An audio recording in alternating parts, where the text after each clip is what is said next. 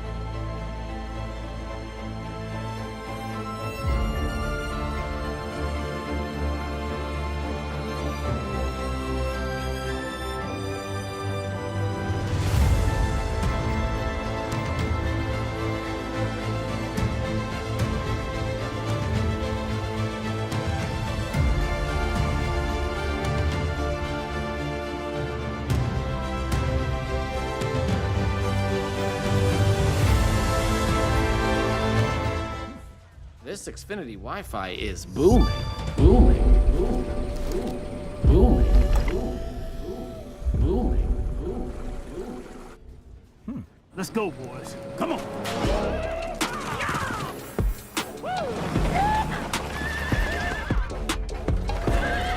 Now everyone who knows a boom when they see one is gonna want in. Yonder, yo! The Wi-Fi's booming! Hello, boom time. Streaming Pete done struck Xfinity. I'm gonna stream on 100 devices at once, just 'cause I can. You crazy Streaming Pete. I'm not just prioritizing my device, I'm shifting the paradigm. Stream me sideways. It's bursting with Wi-Fi. The Wi-Fi is Booming. booming. Good thing there's plenty to go around. The Wi-Fi's booming!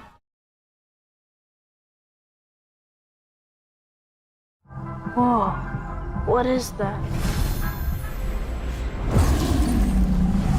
What the heck is that? Nina? Mom? Josh? Me away.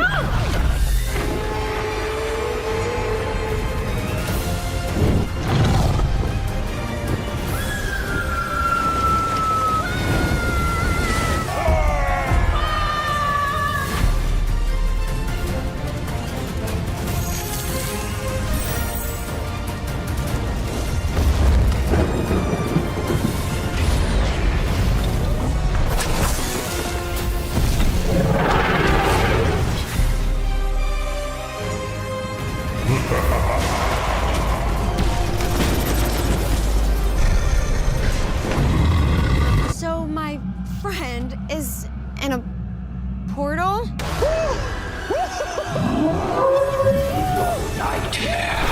Epic Universe. Whoa.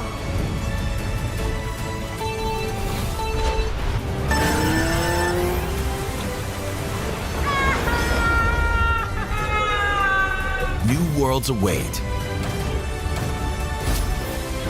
Guys! Mia? Oh, you gotta see this. Our universe will never be the same. Epic Universe at Universal Orlando Resort.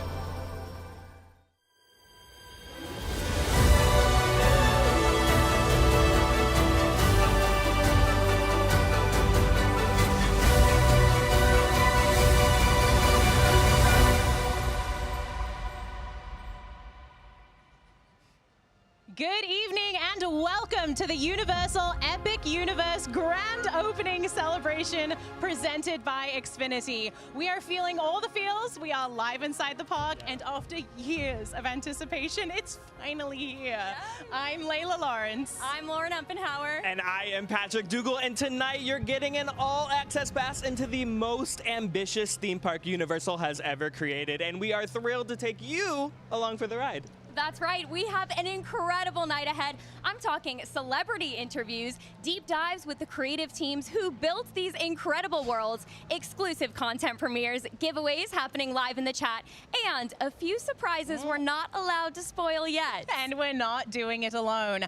Out on the celestial blue carpet is our correspondent to the stars, Showit Jane. He's catching up with celebrities, Universal VIPs, and some familiar faces from across the NBC Universal family. Thanks, Layla. Hi, everyone. My name's Showbit. It's like showbiz with a T. And today we are here with Mark Woodbury, Chairman and CEO of Universal Destinations and Experiences. Mark, how are you feeling tonight? What's going through your head? It's just a spectacular night. What a great evening. Beautiful Florida sunshine. The culmination of an 8-year journey that involves the most creative people in the entire world, the greatest amount of innovation, the most technologically advanced theme park we've ever created, and a spectacular addition to our Universal Orlando Resort. This really changes everything for us. It changes our position in the marketplace. It changes how people experience a theme park, how they experience live entertainment. how they'll see dragons and Mario and Harry Potter and Universal Monsters. It really changes everything. No, it truly does. This is a game changer. And I've got to ask, given your long history working with Universal Destination Experiences on a number of huge projects, where does tonight rank in your career? Big. I'm often asked, what is my favorite attraction? And my typical answer for that is the next one, and this is the next one. And so, there's just no comparison to it.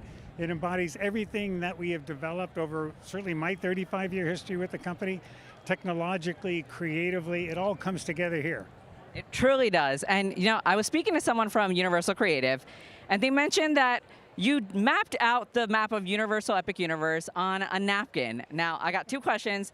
Is that true? And can I get that napkin? I think that's true. And I don't know where that napkin is, quite honestly. But, everything starts with a clean piece of paper, and this is no different. We tried to figure out how is it that we're going to transform our great resort at Universal Orlando into a full-week destination. We knew we needed another park, and we knew in making that park it had to be not just complementary to the great stuff we had done, but extraordinary in its own right. And that really started the whole journey.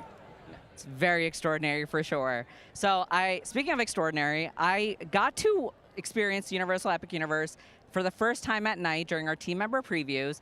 And I remember walking by you and you had the biggest smile on your face seeing the reactions of guests. So now I'm curious, what was your reaction seeing the park for the first time as a guest? Well, I don't think that smile has left since that night.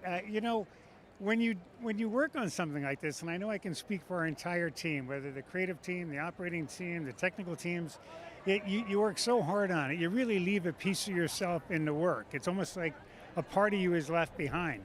And you get that piece back when you see the smiles on people's faces when they come in, when they cross through those portals and you see the awe on their face.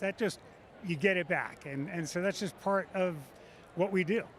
I mean, looking around here, there are smiles on everyone's faces, my face included. We're all so happy to be here. So let's quickly have some fun. I got some couple questions. Okay. All right, what's your favorite Hogwarts house? Well, I think I'm a hippogriff, so I'm going to go with that. Okay, all right. And are you a front row person or a back row person on a roller coaster? I'm totally front row all the time. Oh, amazing. Same here, same here. And final question.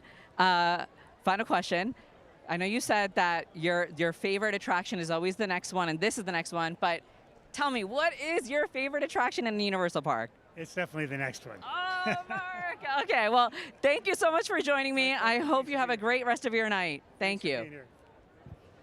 Amazing. Thank you so much, Showit. And thank you to Mark. Now, we'll be back to the blue carpet, but we'll also be visiting all 5 worlds of Epic Universe tonight, from the mystery of Dark Universe to the color and adventure of How to Train Your Dragon, Isle of Berk, and beyond. Plus, we've got exclusive looks at brand new content from across the Universal family. And did we mention there will be fireworks? Oh, yeah, I'm really excited for that. So grab a drink, join in the YouTube chat, and settle in, because it's the grand opening celebration live stream, and it starts right now with our first interview. So the guy in charge of this all, Showit, take it away.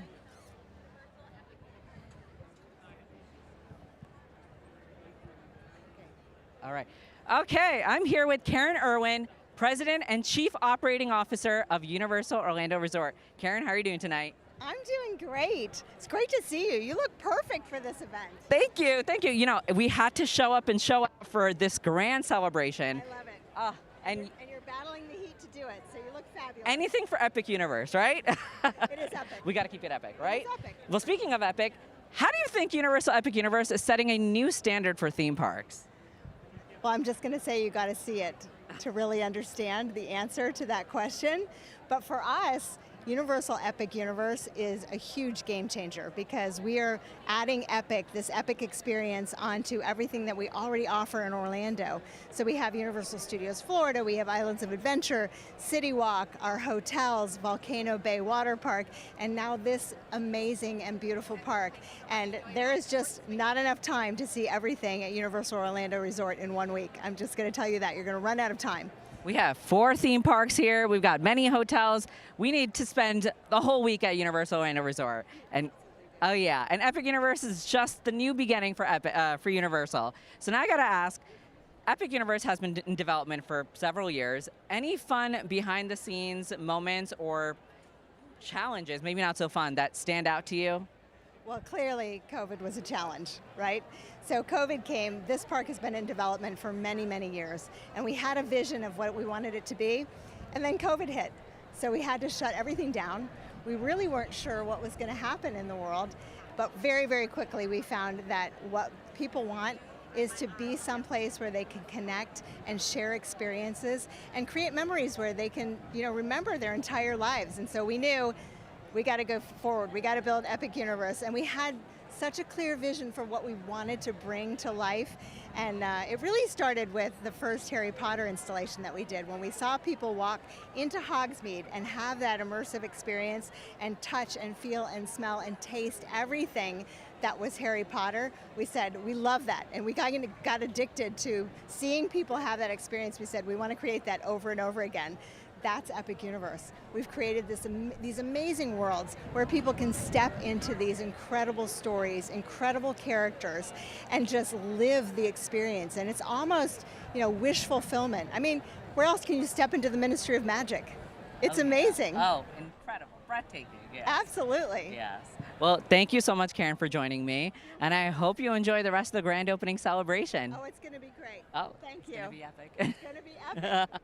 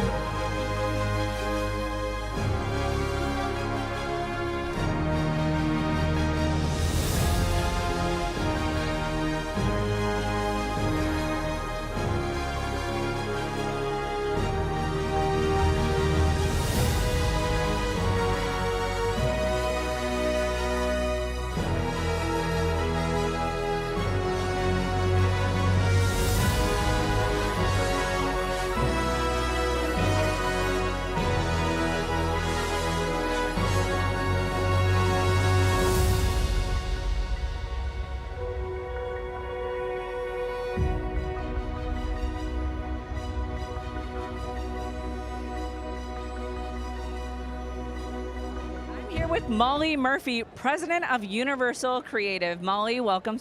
Thank you so much. So excited to be here for the grand opening of Universal Epic Universe. Truly, it is a very exciting night. So I've got to ask, Epic Universe is full of groundbreaking innovation.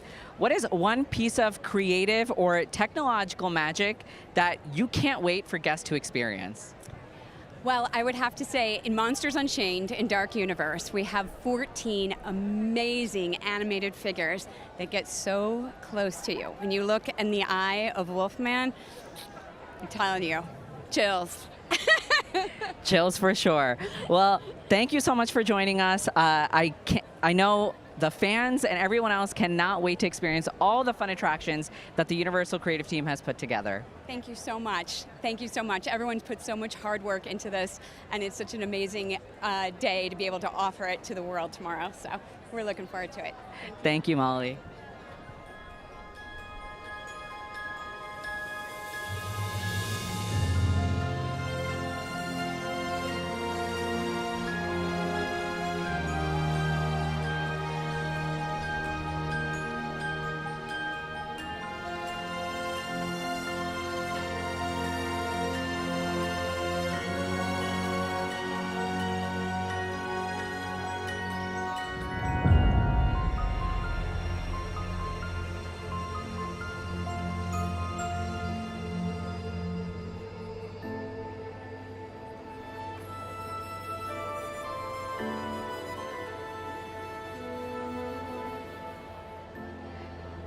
I'm here with Alice Norsworthy, President of Marketing at Universal Destinations and Experiences. Welcome, Alice. Thank you. It's great to be here. It's great to have you here. So, having been at Universal for the opening of multiple major attractions and lands and worlds, where does the opening of Epic Universe rank for you? Well, that's really hard because they all mean something. But right now, as I think about the opening of Epic, it's all about gratitude. It's about gratitude for the incredible work that was done, all the people that worked on the project, created, designed, and are soon to be operating it, all those who marketed it and sold it, everyone that's supporting behind the scenes. So it really, to me, this moment is about gratitude. Well, speaking of gratitude, do you ever just walk around in the parks to see guest reactions, and just what is that feeling seeing the payoff of all that hard work and the smiles on everyone's faces? Well, that is what it's all about. So walking through the park, no matter how hard the day is or how joyous the day is, as you walk through the park and you just see the expression on people's faces as they're enjoying the experiences and seeing the characters and stories they've come to love, come to life around them, is just, it's really rewarding and an incredible experience. We're all so proud of you, Epic Universe, so thank you so much. Thank you for joining me, Alice.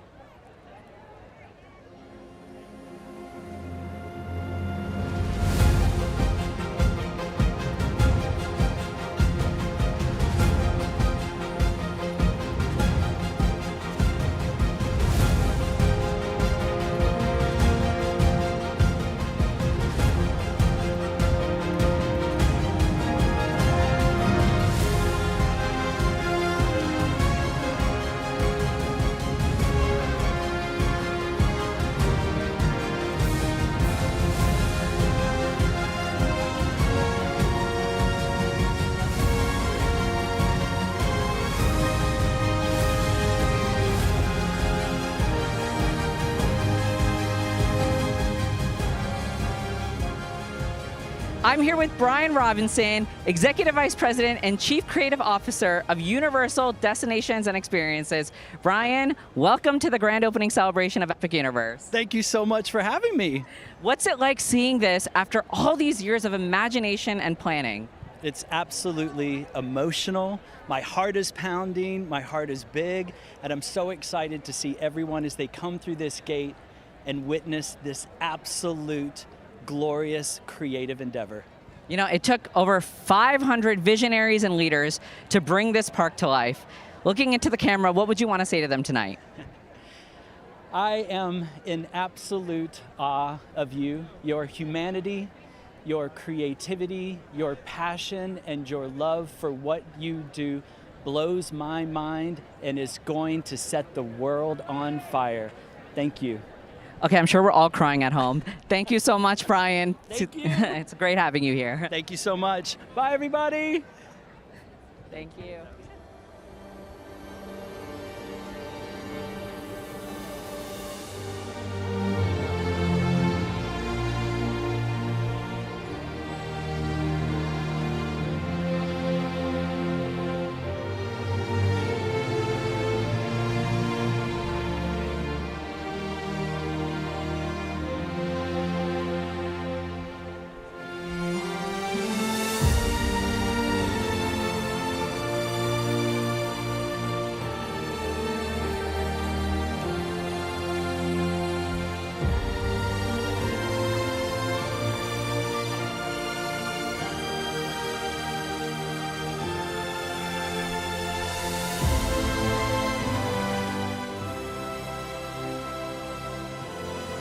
And General Manager of Universal Epic Universe.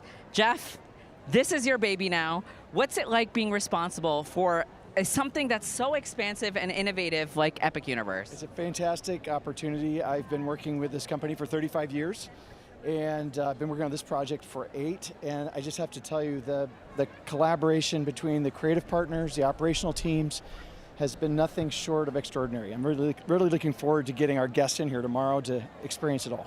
Well, knowing that you've probably been in the park more than anyone else, is there anything that still surprises you? I'm literally surprised every day. Most of the time, I'm surprised because of the way different guests perceive their experience. Many guests want to see the dragons of How to Train Your Dragon. Others want to see Super Nintendo World. And so it's really interesting to me to watch all of our guests come in and each get very excited about that one particular thing that means the most to them when they're here. Well, thank you so much, Jeff. It's a great pleasure having you tonight for the grand opening. Thanks for having us. Really appreciate it. Thank you for sharing your park with us. Okay, of course. My pleasure.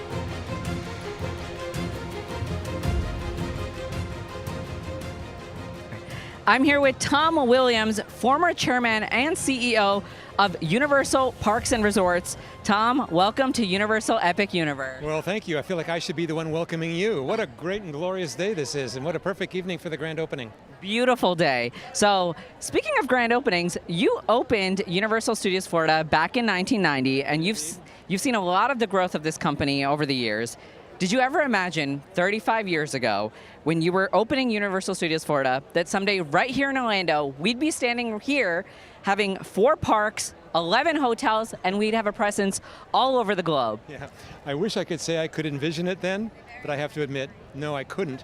But I did know that we had a huge future ahead of us. And, you know, it was just ours for the taking. We have such a great library of film content because of our studios. And bringing that to life in the full cooperation, of course, with our creative consultant, Steven Spielberg, was just a natural. So it's been nothing but growth ever since. Well, how does it make you feel hearing all the exciting announcements about where the future of Universal is headed, the growth that we're experiencing, and all the places that we're expanding over the globe? I think it's fantastic. I know Universal, isn't it a great name, Universal, to take around the universe? I mean, the entire globe is there, and as you know, we have parks in Singapore, Beijing, Osaka, and of course Hollywood, where it all began, and soon to be in Europe, in UK, and can't tell you how exciting it is to see that marvelous product be brought to life to peoples around the world. And you were such a big part of it, and you continue to be. So thank you so much. Thank you. It's my pleasure to be with you. Thanks for being here. Thank you, Tom.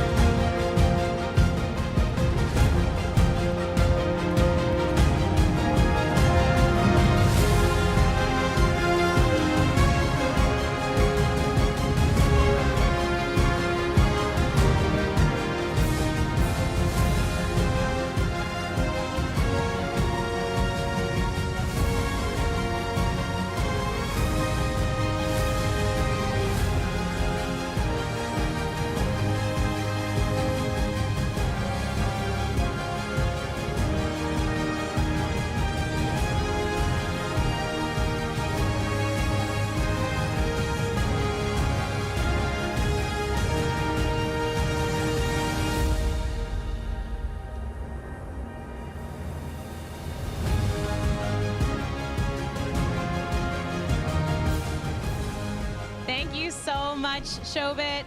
Oh my gosh, these interviews are incredible. It's like we're getting the inside scoop from the creators of Epic Universe. Now, I just visited, I'm appalled to say this on camera, but I just visited Epic Universe the other day for the first time. First time with my 3-year-old daughter. We spent so much time in Isle of Berk. So sweet. I sobbed through the Untrainable Dragon show. It was incredible. I know you two have had so much more experience with Epic Universe. So Lauren fun. What about you? When did you first come to Epic Universe? Ooh, okay. First Epic Universe experience was about 3 weeks ago. Okay. But I've been here a lot since because once you come, you're just addicted, right? Absolutely. We talk all about connection here at the parks. That's what we love about it. My first day, it poured. Oh. So the whole morning, I feel like we all collectively connected in the park just with our ponchos, braving the weather, but so worth it. I mean, it's cooler than it was today, right? Oh, it was, I couldn't complain, I'm not asking honestly. for a downpour right now, but it might be nice to have a bit of a sprinkle. So yeah, it was absolutely lovely. The sun, of course, in true Florida fashion, did come out, and we got to play an adventure, and it was super magical. Oh, it's incredible. Yeah. Now, Patrick, I can't even right now. I Okay, know. listen. Go I ahead. might have the most experience We here. know, And you're the like- funniest thing is, I don't even live here. No. I am on the that's a other shame. coast in LA. So you experienced Epic Universe quite Yes. early. I mean, you've been following the construction Oh. and development of Epic Universe since its inception. I think almost, anyone right? who is a theme park fan has been following Yeah. this for years now, following the construction, seeing what we were going to get, and to be here today is crazy to think Yeah. about. So when did Surreal. you first visit? I first visited about March. Okay. So early previews. So it was kind of still, in previews. Things still were in construction. We were yeah, still, but we're still going. still walking through that portal for the Yeah, what first was time, that walking through feeling? the Chronos, stunning. Incredible. And to be one of the first people to do it must have been incredible. Now, you, as you have said, are a theme park buff. Yes. If I mean, I don't know. I'm going to proclaim you the Okay, theme park I'll take buff that of the title. I'll table. take that title. Okay, so you've obviously experienced Epic Universe. How many times have you been here? This will be my 5th. Okay. So I've done 5 full days here at Epic So Universe. you have like a fairly good idea of what's going on around Sure. here. What is your favorite portal? Ooh, going into it, I have to say my most anticipated portal was Dark Universe. I am a big fan of the Universal monsters, horror, all that, love that. But what really took me by surprise is how endearing and heartfelt How to Train Your Dragon Isle of Berk was. Yeah. I was so surprised by how moved I was by that entire experience. Like you said, tears, chills the whole time. I think you met Toothless. Have you met Toothless? It is a life-changing experience. We're going to switch it up a little bit here. Showit has someone so special walking past on the carpet, and we don't want to miss him. So let's go to Showit. Oh.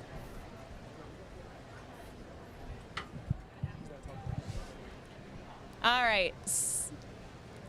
So, of course, we've talked to Patrick about what his favorite portal is. What about you? What's your favorite portal, Lauren? I have to agree, the Isle of Berk, How to Train Your Dragon. Yeah, it just absolutely is so chilling to walk in.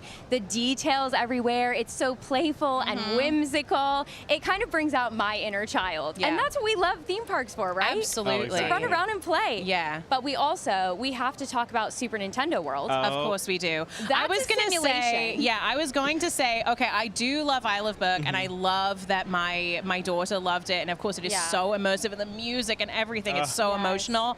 But the Super Nintendo World portal is insane. You are truly It's like- transported into the game. You walk into the game. It's mad. I mean, it is overstimulating, but like in the best possible way. In the best way. You are completely immersed in that world. Yes. It's the nostalgia factor. It's. I mean, I don't know about you guys. I wasn't a big gamer when I was younger. No, I wasn't. I had the old school like NES gaming system. I had to beg my parents for it. I had one game, which was Super Mario Brothers and obviously. Duck Hunt. Only game you Duck need. Hunt was on there too. You had to blow on the cartridge to make sure it worked and all of that. Yes. I tell you what, walking into that portal, it was like I was, I don't know, it was like I was 10 years old again. It was incredible. So and you good. see the characters in there as characters. well. We have the power-up bands, You guys fully have power-up interactive. bands? Have you used them? Have you chosen a power-up band character? That's the real question. Princess Peach.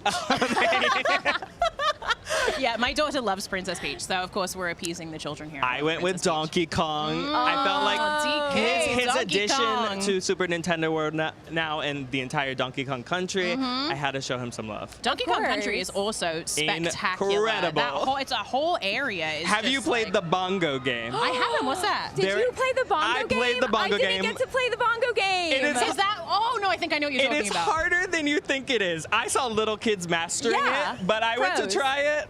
failed. That's the one a special. So it's almost like a rhythm game. It will light up and you will play the bongos. And if you you need some coordination. For yeah, it. you There's do need a some little hand-eye coordination for sure. But I'm telling you, all the kids were showing me up. No, I failed. Absolutely spectacularly failed. I'm gonna give it a whirl. I feel like I'm musical. I think I feel like I could do that one. Yeah. So we are going to talk about food a little bit later on as well. Yes. And I know that. Okay, listen. I am in great company here because these two are both incredible foodies. We like food. Yeah. They give what's wrong the with that? best recommendations. So Lauren. One dish you cannot miss here at Epic Universe. I'm gonna make it so you're hard gonna do that to me? One dish dish you cannot miss at Epic Universe. What One would dish you call it? cannot miss at Epic Universe. I'm gonna go Atlantic. And I'm gonna go the salmon. Guys, that was the best salmon I have ever had in my life. Wow. That in her life. I Not eat a lot said of lightly. So I'd go there. And just the scenery, if you have time to sit down. Atlantic is cool gorgeous. off. Truly. The fish are just floating around. You feel like you're in an aquarium. The perfect like in place the at tank. sunset. Yeah, absolutely. Yes, now, gorgeous. Showit has also had a lot of experience here at Epic Universe. So let's throw it back to him and see what he has to say. Yeah, I mean, I'm here with Antonia Carl-Lemley, who is the great-great-grandniece of Carl-Lemley, the co-founder of Universal Pictures. So if we're talking about experience, it is Antonia right here. Welcome. Hi, thank you so much for having me. Thank you. It's just so exciting to be here right now. It's so exciting. I mean, thinking about it, Carl-Lemley, your great-great-granduncle, came here to America with $50 in his pocket. And now we're standing here as we open a multi-billion-dollar theme park.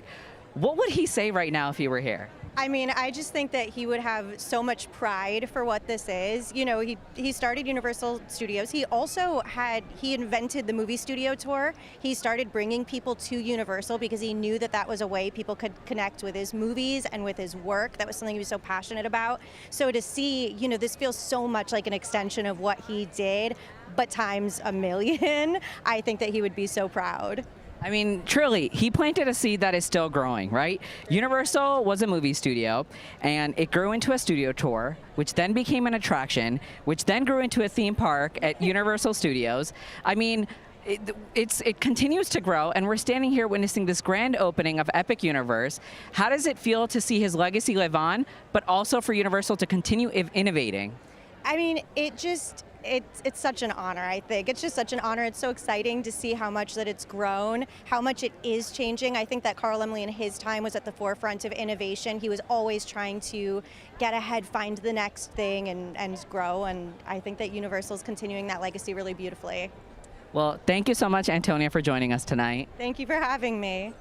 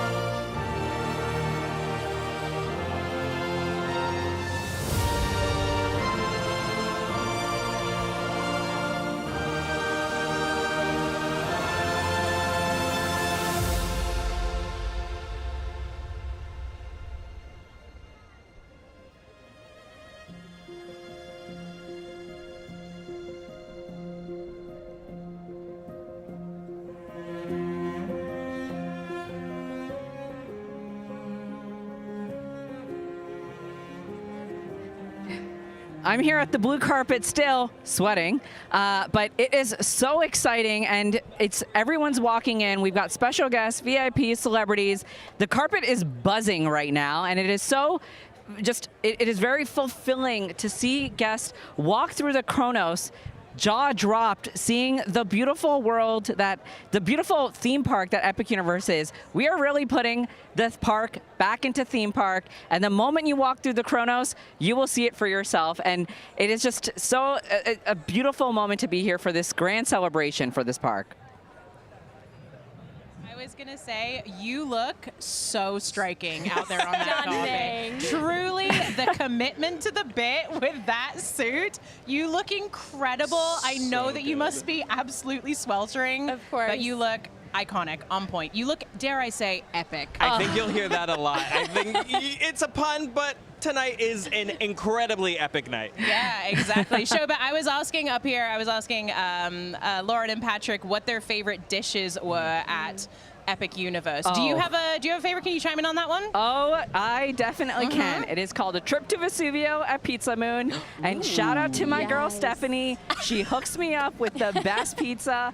It is to die for, and I kid you not, it is elevating what theme park pizza is. It's not even theme park pizza, it's pizza. And I came from New York, so me comparing Epic Universe's pizza to New York, I mean, it truly speaks volumes. That is high praise. Also, Stephanie is going to have a line around Celestial. Oh yeah, ask for Stephanie at Pizza Moon, everyone. And truly, I think you talked about elevating pizza. I don't know if you had a chance to visit Pizza Moon, but there is an ube crust pizza as well. It is purple. Yes. It is incredible as well. So we didn't get to ask you, is that your favorite, or do you have a different that might be what I have a laundry list of delicious food to try at Epic Universe, but one of my favorites is actually over in How to Train Your Dragon, Isle of Berk. They're the macaroni and cheese cones.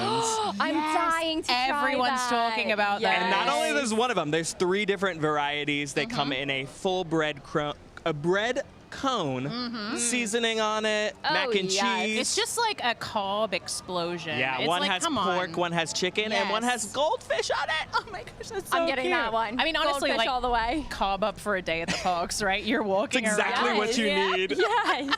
Okay, so my favorite is actually, I mean, it's a little bit different. It's something that I found to be, I don't know, just really special.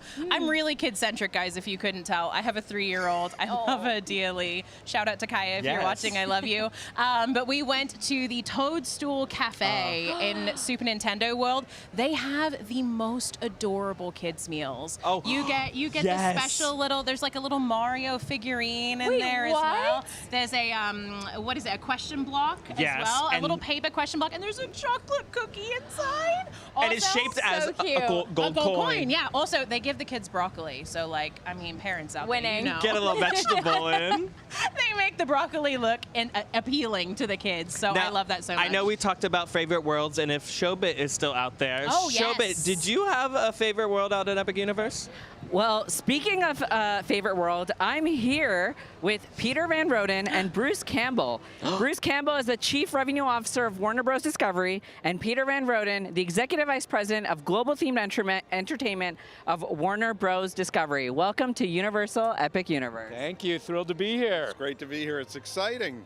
All right, so hands down, everyone always is obsessed with the Wizarding World of Harry Potter, and today we have the Wizarding World of Harry Potter Ministry of Magic opening in Universal Epic Universe. So how does it feel to walk into a world that's just so immersive and just feels like you're straight into the films? Look, there's nothing else like it. This is a one-of-a-kind experience. I think families are going to love it. Fans, new fans, old fans are going to love it. We couldn't be more excited. It's 6, 7, 8 years in the making. It's amazing to come to, and it's, you know, in our opinion, we'll be not shy about it. I think it's the best theme park land in the world. So have you had a chance to explore it? And if so, what was your favorite part? Many, many times. He's seen it a lot. I'm just seeing it for the first time. Many times. And I tell you, even yesterday, we ran through all the parks. We did all the Harry Potter lands in all the parks yesterday, which we've done many, many, many times, and it's still thrilling. Okay, so I'm sure the fans want to know, do you have a favorite? I have a favorite ride? Favorite Harry Potter park. It's Ministry of Magic and Epic Universe. Oh, there you go. Yes. For sure. The original. Well, having seen Ministry of Magic so many times, is there anything that still surprises you? You know what? For me, it's the interaction. It's all the windows that come alive. The whole land of Paris being so wizardy and coming alive. I find things and especially at night, you find things that are surprise you every single time you go through. And what made you say wow? I just think seeing the fans' experiences, so seeing the looks on their face, seeing people who this brings to life something that they've only ever seen in the movies before. I think that's really what does it for me. Same for me here. Well, thank you so much, Peter and Bruce. It is so great having you here. Thank you for bringing the Wizarding World of Harry Potter, Ministry of Magic, here to Universal Epic Universe. Our pleasure. Our pleasure.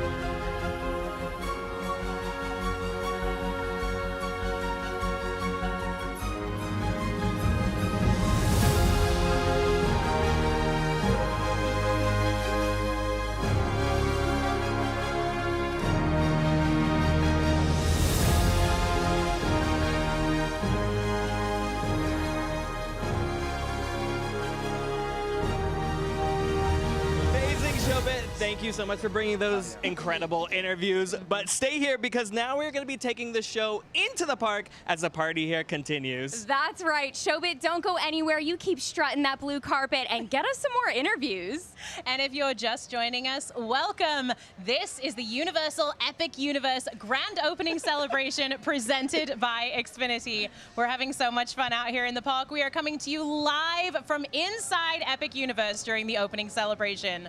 I'm Layla Lawrence. I'm Lauren Umpenhauer. And I'm Patrick Dougal. And for the next few hours, we'll be taking you inside all 5 worlds of Epic Universe. You'll hear from Universal creative team members who helped create this park. And we got some special guests that you do not want to miss. It all ends with an amazing show, fills the whole park with fireworks around 10:20 Eastern. So stay tuned. And then we are going to be back tomorrow morning as well, live at 7:30 a.m. Eastern to bring you the official grand opening of Epic Universe to guests from around the world. That's right. And if you're following us in the YouTube chat, we've got even more for you. Nicole, our social media correspondent, is hanging out back in the broadcast truck. Nicole, what have you got going on for us tonight? Hey guys, it's true, we got kind of a party going on in the chat over here. 18,000 people hanging out with me, which is bonkers. I actually pulled a few of my favorite comments just to read. Jaden Cohen said, "We bring the boom." I like to believe that that is true. And someone named Coffee Talk said, "The Wolfman loves Pizza Moon." So something to look into, something to investigate. But yeah, I'll be hanging out here the whole time with polls, quizzes, giveaways, all kind of fun stuff. So if you're in the chat, stay tuned, keep your eyes peeled. Back to you guys. Well, thank you so much, Nicole. We've got hours of amazing stories to tell tonight. But to set the stage for the journey we're about to take, here's a first look at the cinematic vision behind Epic Universe.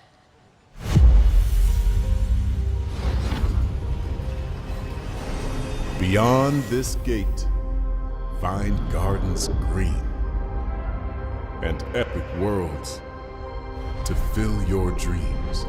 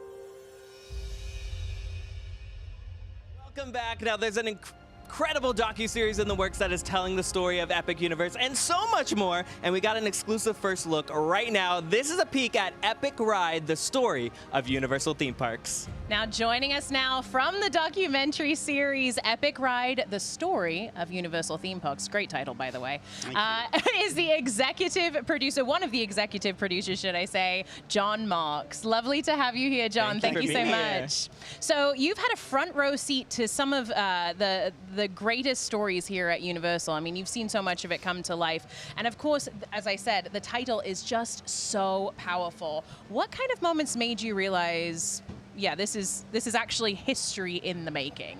Well, when we first got here in December with our cameras, it was kind of an extraordinary thing. I don't know how many of us have ever seen a theme park under construction, right? Not many, the beauty I would imagine. of this place with the scaffolding up and the sandbags. I mean, I'm not taking away from this moment at all, but it is an incredible sight to see hundreds of people of every discipline working together in this place where already magical stuff is going up. So, you know, the Wizarding World of Harry Potter has the Ministry of Magic, and you walk in there and it's already finished and it's glorious, but to your right there's, you know, a welder and sparks flying, and to your left there's somebody still doing the last painting. I'll tell you an example of something that made a deep impression on me, because the granular detail of this place is just moving.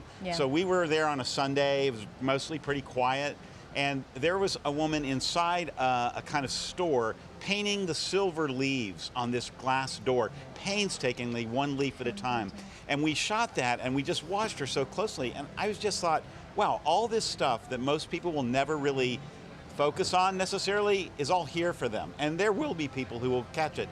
Honestly, that's the kind of stuff that caught my imagination and made me excited about this documentary. That's incredible. And it really is, you're sort of seeing how the sauce is made, right? Yeah. And speaking of which, we do have a clip showing a little bit about what's coming with this incredible documentary. So let's take a look. Great. All right, now can you go the most open aperture with the brightest setting? We just want to make sure that this ride feels iconic. Whatever decisions we make in the next few weeks will last 20 years. And what scares me is not being able to get everything that we have planned in there. With Dark Universe, one of the greatest parts about being Universal is that no one else in the world could build a park and have a monster land. No one would take that risk. It's pretty much taking what he's currently doing and trying to push his arm so that I think you're feeling a little bit more of them coming down. Yeah, it still looks a little conservative. We might as well take it to the next level, see how far we can push it. This is a huge bet. We don't know the demand of what it's going to be or data or rankings that can tell us what people want. We just have to believe that people love monsters.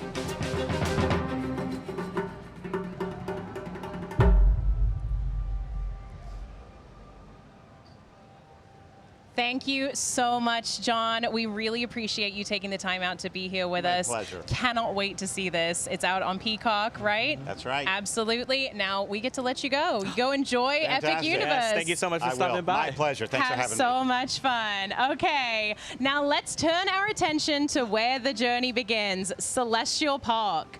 This world isn't just the heart of Epic Universe, it's the heartbeat of the entire experience. To help us understand how Celestial Park came to life, please welcome Adam Rivest from Universal Creative.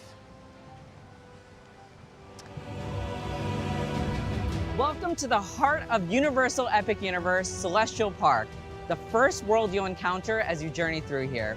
I'm here with Adam Rivest from Universal Creative, one of the brilliant minds behind this spectacular new world. Adam, thanks so much for joining me. Thank you for having me. So when guests first walk through the portal, they're surrounded by gardens, running waterways, and incredible architecture. What was the vision behind creating this as the starting point for Epic Universe? So this whole Celestial Park is really just a place to connect. It's where the Chronos connects the heavens to the earth. It's where the portals connect to Celestial Park, and it's a place for us to connect with each other and tell the stories of our adventures. So the detail is breathtaking, from rolling gardens to mythological designs.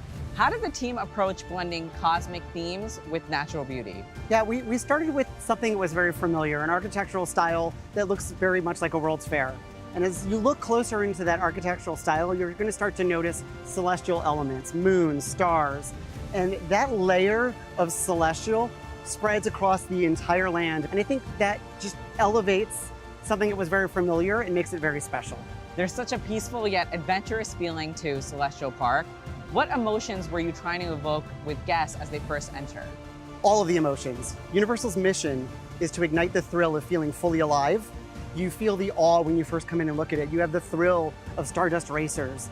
There's these moments that just take your breath away, and I think it's what really makes this place special for everybody. Okay, Adam, I've got to ask for our viewers, what are some hidden gems that you can share with us? Yeah, I mean, the biggest hidden gem is standing behind us, so it's not really that hidden, is it? The Kronos represents everything of Celestial Park. You have the 4 medallions, which represent each one of the worlds in Epic Universe. There's a Pegasus, which represents the constellation Carousel, and there's 2 comets, which represent Stardust Racers. So the whole park is represented in the Kronos. The Kronos is the key to this whole place. Speaking of action, if it's thrills you're after, Celestial Park has you covered. Let's go check out the high-speed excitement of Stardust Racers.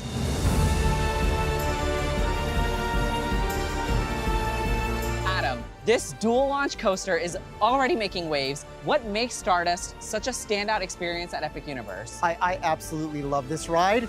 I am so happy with the way it turned out. It delivers a level of thrill that I don't think anybody was expecting. I mean, I'm obsessed with it, and one thing I'm specifically obsessed with is the celestial spin. Can you tell me what's going on during that mid-air crisscross? Yeah, it's the coolest feeling, right? You come off the second launch, up to the top of the hill, and then both trains are in a downward dive of a double helix. So you can literally be upside down and look and see the other train below you. It takes your breath away. After a high-speed race through the cosmos, it's time for a different kind of spin, a magical ride on Constellation Carousel. Adam, this is no ordinary carousel. How did the team come up with the idea of constellations coming to life? Yeah, it's so fitting for the center of Celestial Park. The plaza in front of it is called Constellation Plaza. We've got stars everywhere. Why not bring them to life and let us actually climb on them and ride them through the Milky Way? What design details might guests not want to miss? Yeah, if you look closely at each animal, you're going to notice small points of light and large points of light. If you connected the dots on the large points of light, you'd actually be making the constellation of the animal that you're about to ride. So if you went on the bear and connected the dots, you'd actually be making Ursa Major. My favorite thing about the Constellation Carousel is that it's never the same ride twice. There are 7 different music tracks. Each one is different choreography. Constellation Carousel is such a vibe at night. It comes alive with lighting. You literally feel like you are in an otherworldly space just gliding through the Milky Way. Celestial Park is amazing all on its own, but it's also your gateway to even more adventures.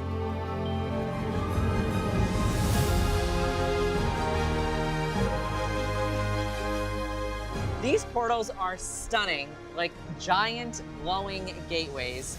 How did your team approach designing these portals to represent the different worlds beyond Celestial Park? Yeah, these portals actually serve 2 functions. The first is their wayfinding through all of Celestial Park.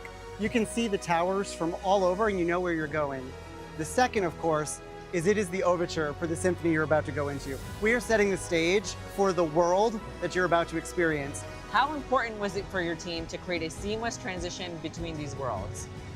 I think the portals are essential to the entire Epic experience. As you step through them, you start to experience the sounds and the lights of the world that you're going to as echoes. And the further you go through the portal, the louder those echoes get until you're in a completely new world. So each portal has its own quote. What does it represent? Yeah, the quotes over each portal are unique to the worlds that you're going to and are your call to action. They also hint at what you're about to experience. Of course, there's plenty more to explore inside Celestial Park, from incredible dining and retail to nighttime fountain shows.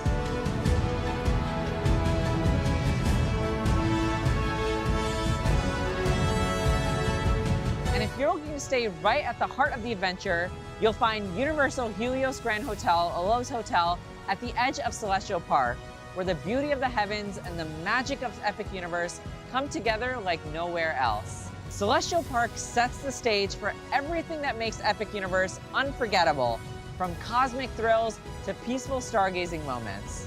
Adam, thanks to you and the entire Universal creative team for giving us a glimpse into the wonder of Celestial Park. It was so much fun to show you around. And this is just the beginning, a place where stories unfold, skies open, and every journey becomes something extraordinary. Now get ready to step into your own adventure.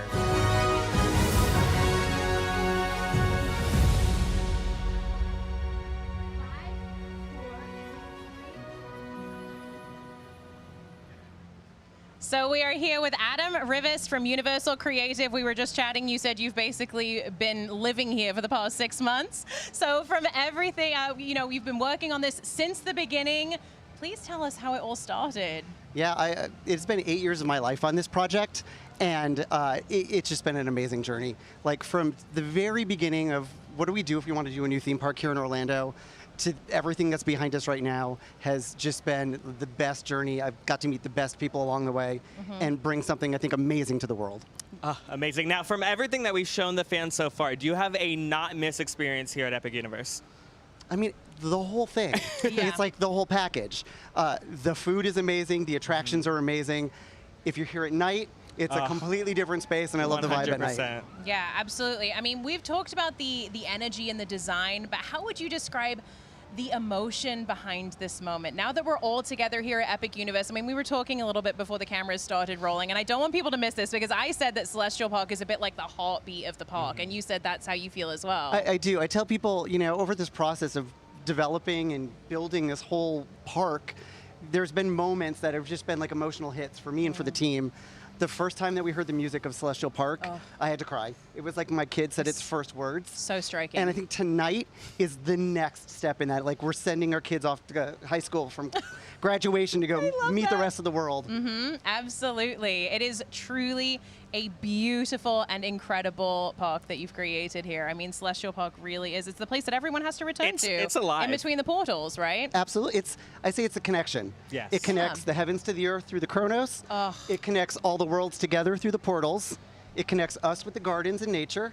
And it connects us with each other, where we can share our stories of our adventures. I need that on a t-shirt. I love that. I love that so much. Thank you so much. Yes, thank you so much. And now from the stars above to the skies of Berk, it is time to fly with some dragons. Let's head into the world of How to Train Your Dragon, Isle of Berk. Thank you so much, Adam. Welcome.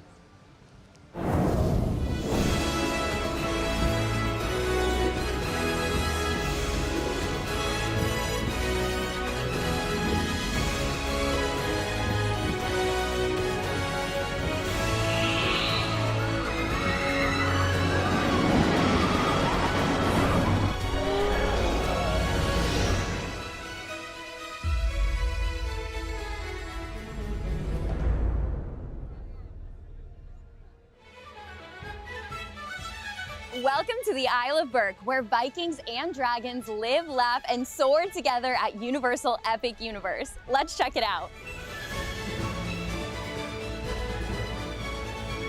I'm here with Ryan Paul from Universal Creative, who was a manager for ride and show engineering in this vibrant dragon-filled world.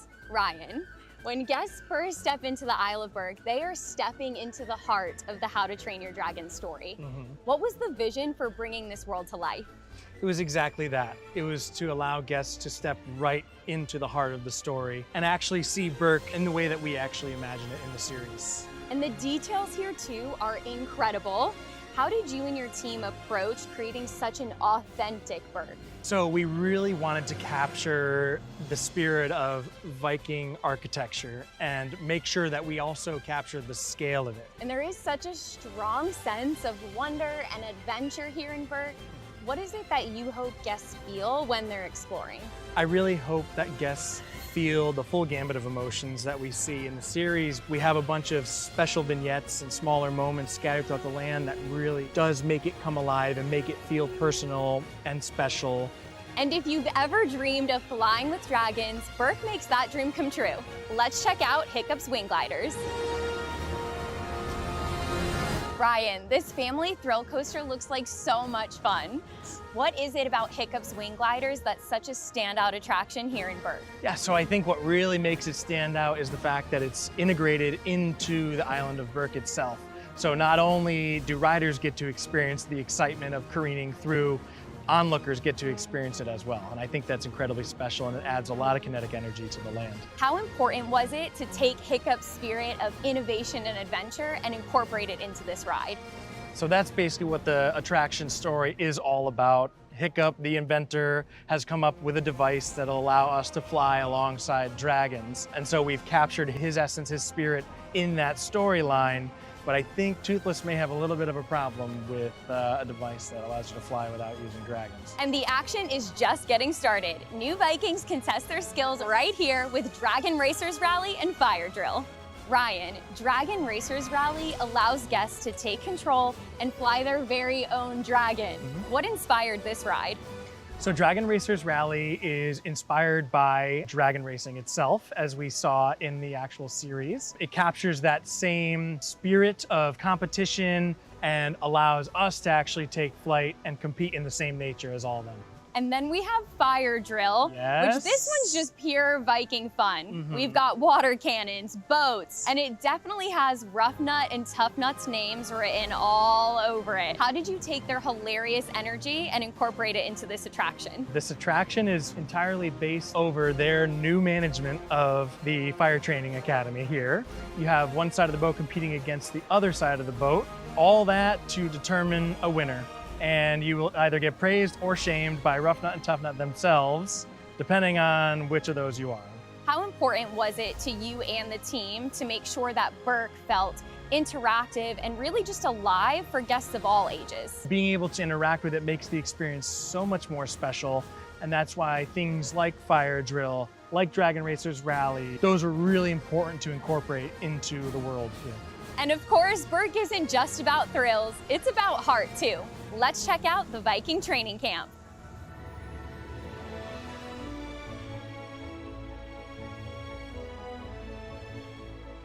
Ryan, this play area is absolutely amazing. It's full of action and imagination.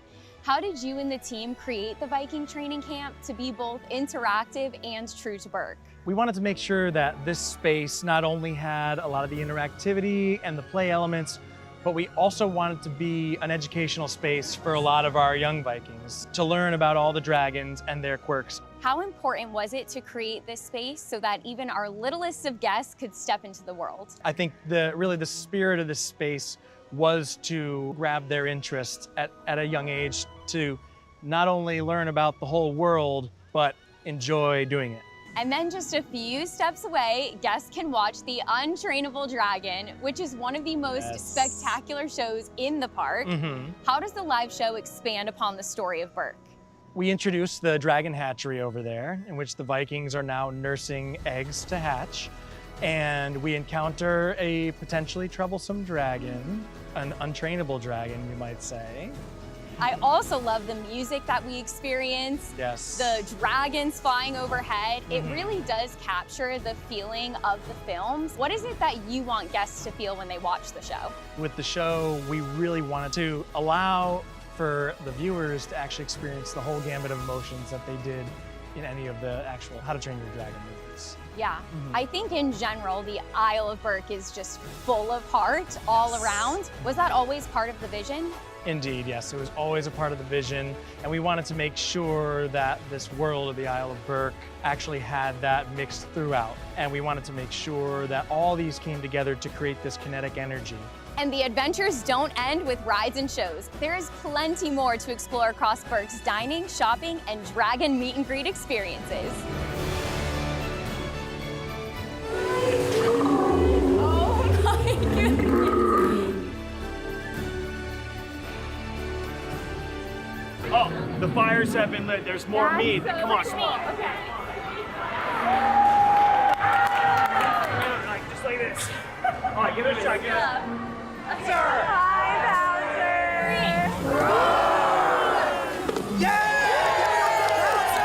From soaring with dragons to racing like a Viking, the Isle of Berk is an adventure like no other.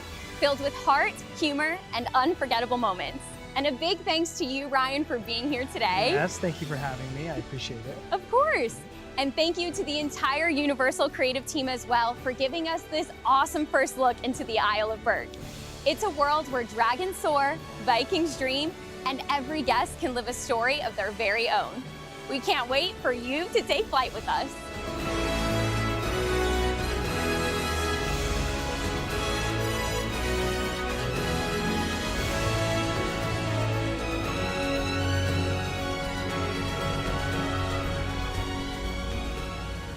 Joining us right now is Ryan Paul. Welcome. Yes, thank you so much for having me. Yes, now we just saw that whole thing of How to Train Your Dragon, Isle of Berk. Fans love these movies. I love these movies. But Same. translating those movies into a living, breathing theme park, where do you even start? Well, we had to start with dragons, and because everyone wants to go to Berk to see dragons, and yes, we all love Hiccup, but let's be real, Toothless is where it's at, and all of his dragon friends. So we had to make sure that we were bringing that to life here. Absolutely. Now, the world is so textured. Of course, it does have the dragons, the stars of the show. Yeah. But there are also lava rocks. There's dragon statues. There's the boats on the docks, the benches. Yeah. Oh, my gosh. What's one detail that you hope that super fans will pick out and they'll notice? Ooh, the one detail. You know, there's hidden Easter eggs that are in there throughout the land that we've kind of tucked away, that we're hoping that the fans, maybe even beyond the Isle of Berk, might find. Oh, so, can you give us one? Can you give us one little something that people can look for? Well, there is something that's on the back of the Celestial Park Stardust Racers train. Okay, okay. All right, we won't say any more than that. I won't say anything more Just than that. perhaps Just take a look next time you're over there, right? See what's going on over there. Yes, and of course we've seen some amazing fly-throughs of Isle of Berk. But from a personal standpoint, do you have a personal favorite area? You know, I have been asked this question a bit, and I sound a little bit like a broken record when I answer it, but obviously we have all of our main attractions there. You know, Hiccup Swing Gliders, Dragon Racers Rally, Fire Drill, all awesome. But what's special to me is all of the small moments that you find scattered throughout the land. Whether you're spending time with our Snow Wraith or our Cloud Jumper, or just hanging out with some of the sheep that we have all over the place. Yes. You know, those moments are, in my opinion, what makes How to Train Your Dragon Isle of Berk a real special place. And the main attractions themselves tie into kind of the kinetic energy of the space overall. They're very visible. You can see the individuals on them having a blast themselves and kind of catch a bit of that light coming off of them, you know? Absolutely. It is truly so immersive. You are absolutely transported to Berk. It is incredible. Thank you so much. It's so fun hearing how the Isle of Berk all came together. I want my own dragon. Oh, don't we all? Come on. What a way to get to work, right? It's such a rich, detailed world. Thank you so much for being with us, Thank Adam. you for having me. It's been a blast. And Lauren, you got to spend even more time inside Isle of Berk with dragons and Vikings that they call home. Stepping into Berk is like stepping straight into the movies. And when you meet the characters, it gets even more real. Let me show you what happened when I finally got the chance to meet Toothless and a few other familiar faces. The Isle of Berk is home to dragons of all shapes and sizes, and if you've ever wanted to meet one, this is where the magic happens. I'm here in How to Train Your Dragon Isle of Berk to show you the unforgettable dragon and Viking encounters waiting around every corner, starting with the one and only Toothless. This isn't just a meet and greet, it's a moment of connection. Toothless doesn't just pose for photos. He interacts, reacts, and plays with guests of all ages. But Toothless isn't the only local you'll meet. On Berk, Vikings and dragons roam free, and you never know who you'll run into next.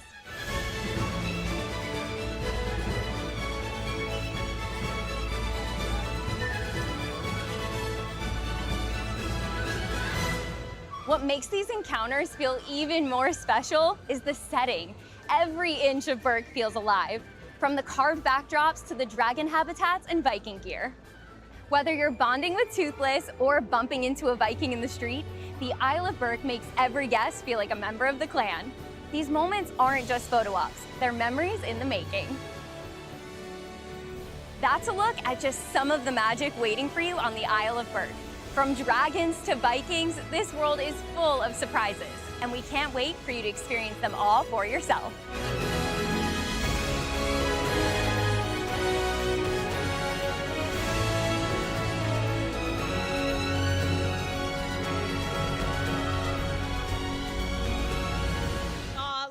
Meeting Toothless genuinely looked unreal. What surprised you most about that interaction in person? We were literally watching it, and I was saying to Patrick, I was like, oh my gosh, Lauren is so cute, but look at Toothless. Best time.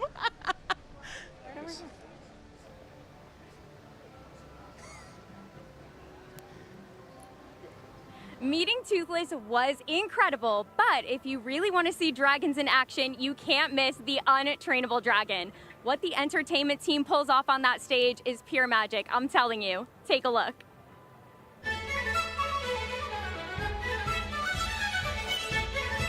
At Epic Universe, dragons don't just fly. They sing, they soar, and they steal the show. Welcome to the Untrainable Dragon, the live spectacular that brings Berk's biggest heart to life.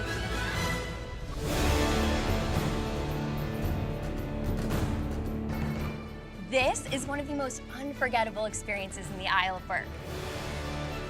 Behind every wing beat and spotlight cue is a team of talented performers, artists, and technicians, all working together to bring dragons to life.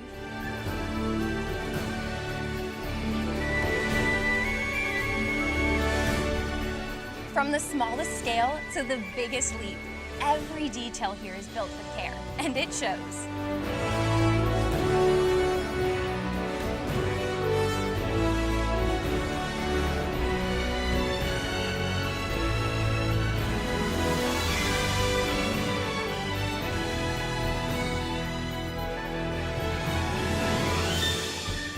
This show is more than just a spectacle. It's about trust, teamwork, and the bond between Viking and dragon.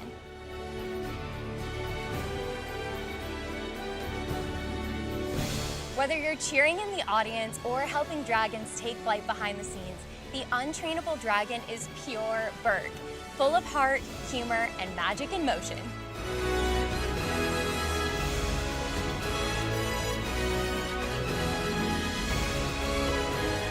Untrainable Dragon is a show you'll never forget.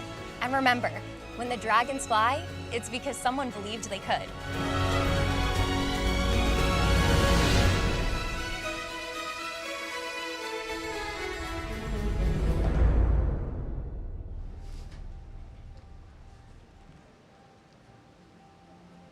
We've talked about dragons soaring and Vikings singing, but honestly, none of it would land without the music, right? The How to Train Your Dragon films are known for one of the most beloved scores in modern cinema, and that magic continues here at Epic Universe with the involvement of the film's composer, the legendary John Powell.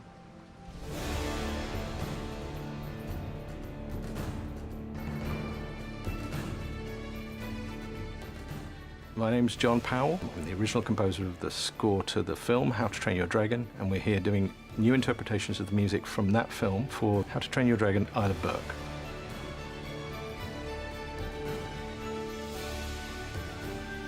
The joy of music is that everybody hears it and enjoys it in a different way. It can evoke very emotional memories at an almost supernatural level. It transcends language.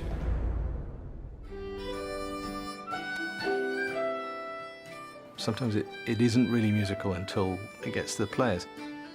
I basically just sent the tunes, so they're kind of pulling out the roots of it, in a way. The musicians experimenting and figuring stuff out. It's been a joy to watch. This is the one, John, where we had the melody between the two whistles. Right. You can just feel your way through it.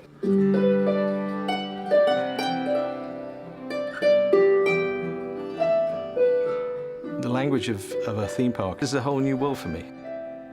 I'm finding the physical aspect of this, of sound as environment in a theme park, that will be the sort of the biggest journey of any project I've ever done. The joy of music is that it's a very universal language. It's communicating in a way that we want to make connections. We want to connect with each other. So what do you want? Boom, bam, dum, dum. Okay.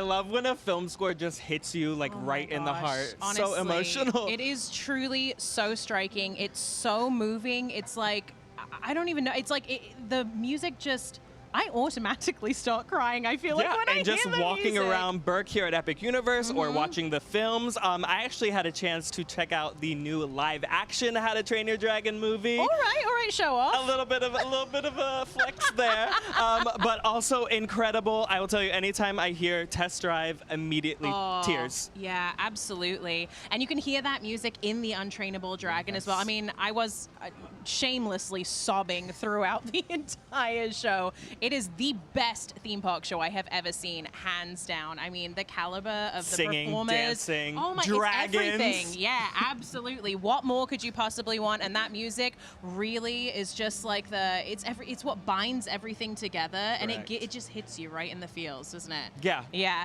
In fact, you know what? We were talking about the music, and you were talking about, of course, your experience show off with the new live action film, but we do have something here for you guys. Let's take a look at the trailer for the new live action film coming out this summer from DreamWorks and Universal.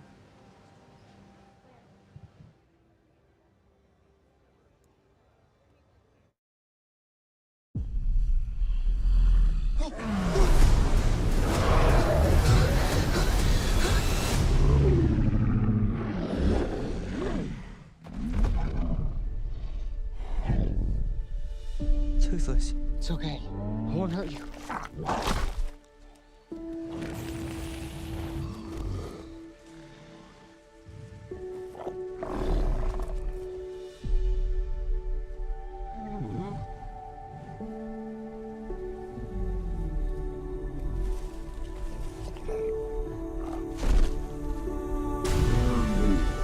Everything we know about dragons is wrong. The reign of the dragons ends right here, right now! I'm the first Viking who wouldn't kill a dragon. First to ride one, though. All right, bud, you ready?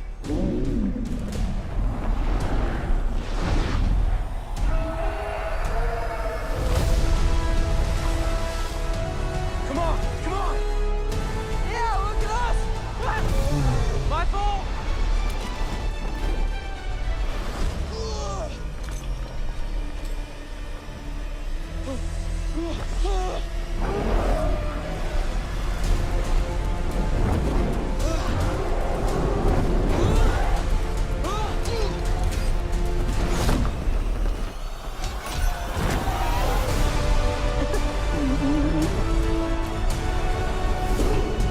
You have something none of us have.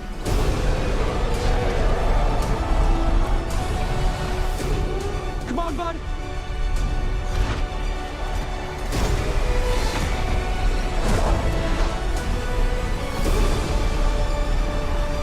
Watch out! Here comes!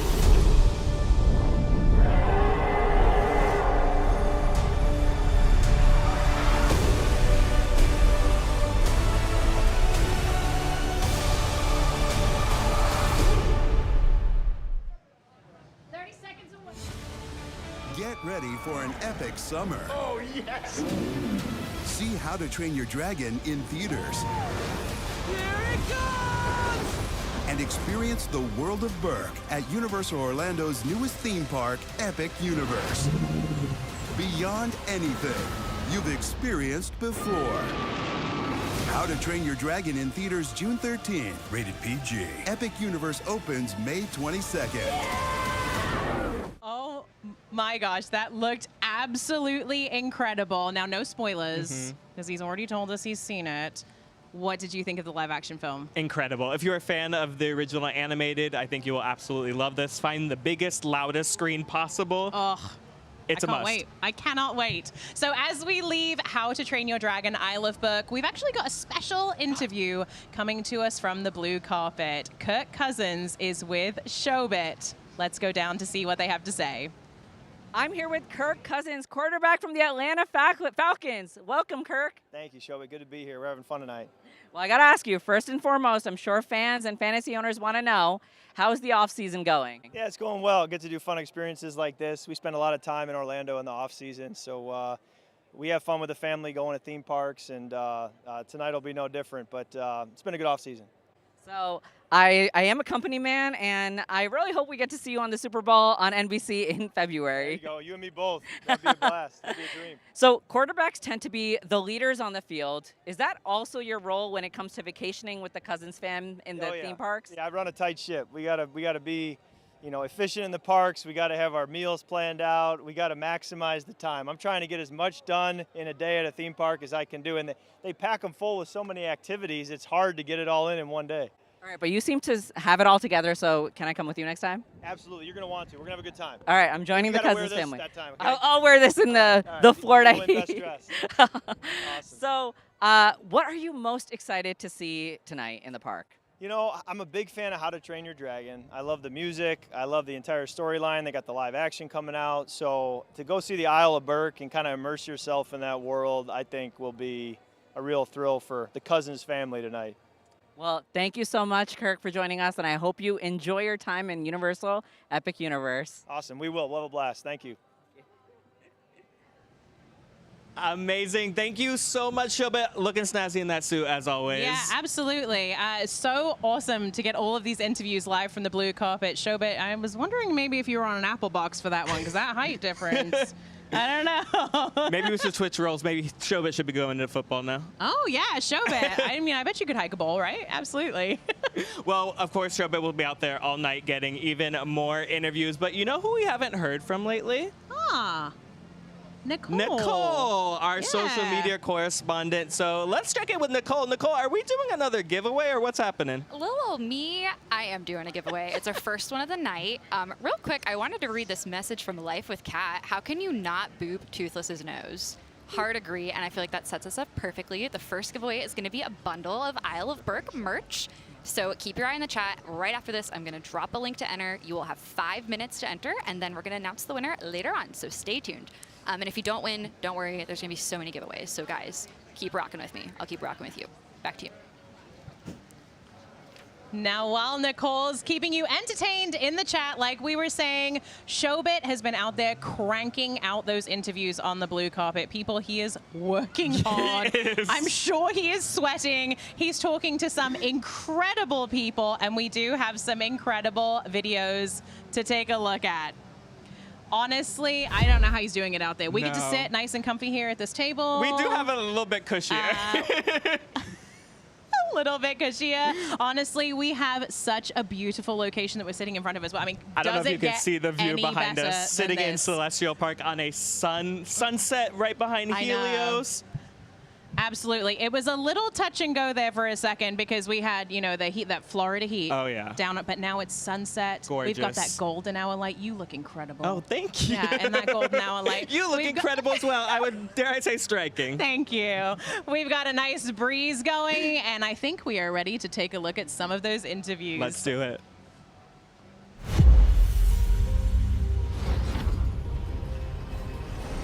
Beyond this gate, find gardens green and epic worlds to fill your dreams.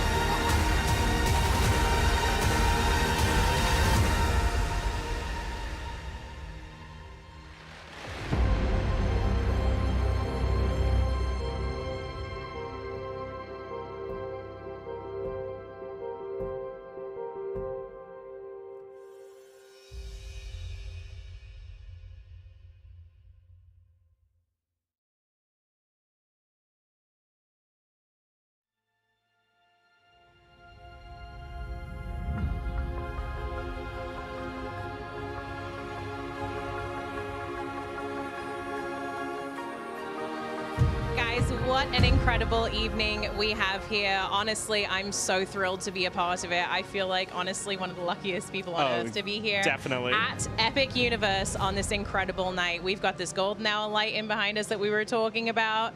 The sun is going down, and you know what? The fun is just getting started. Oh yeah, sooner or later the skies will be filled with some fireworks and maybe some special surprises. Yeah, But guys, you'll so have to make sure you stay tuned. Exactly. Absolutely. And then don't forget, of course, that we are coming back again tomorrow morning at 7:30 a.m. Eastern to welcome our guests as Day well. one. I know, it's going to be very, very exciting. And of course, you all just watched that incredible video about Epic Universe. I'm sure that you've worked up an appetite.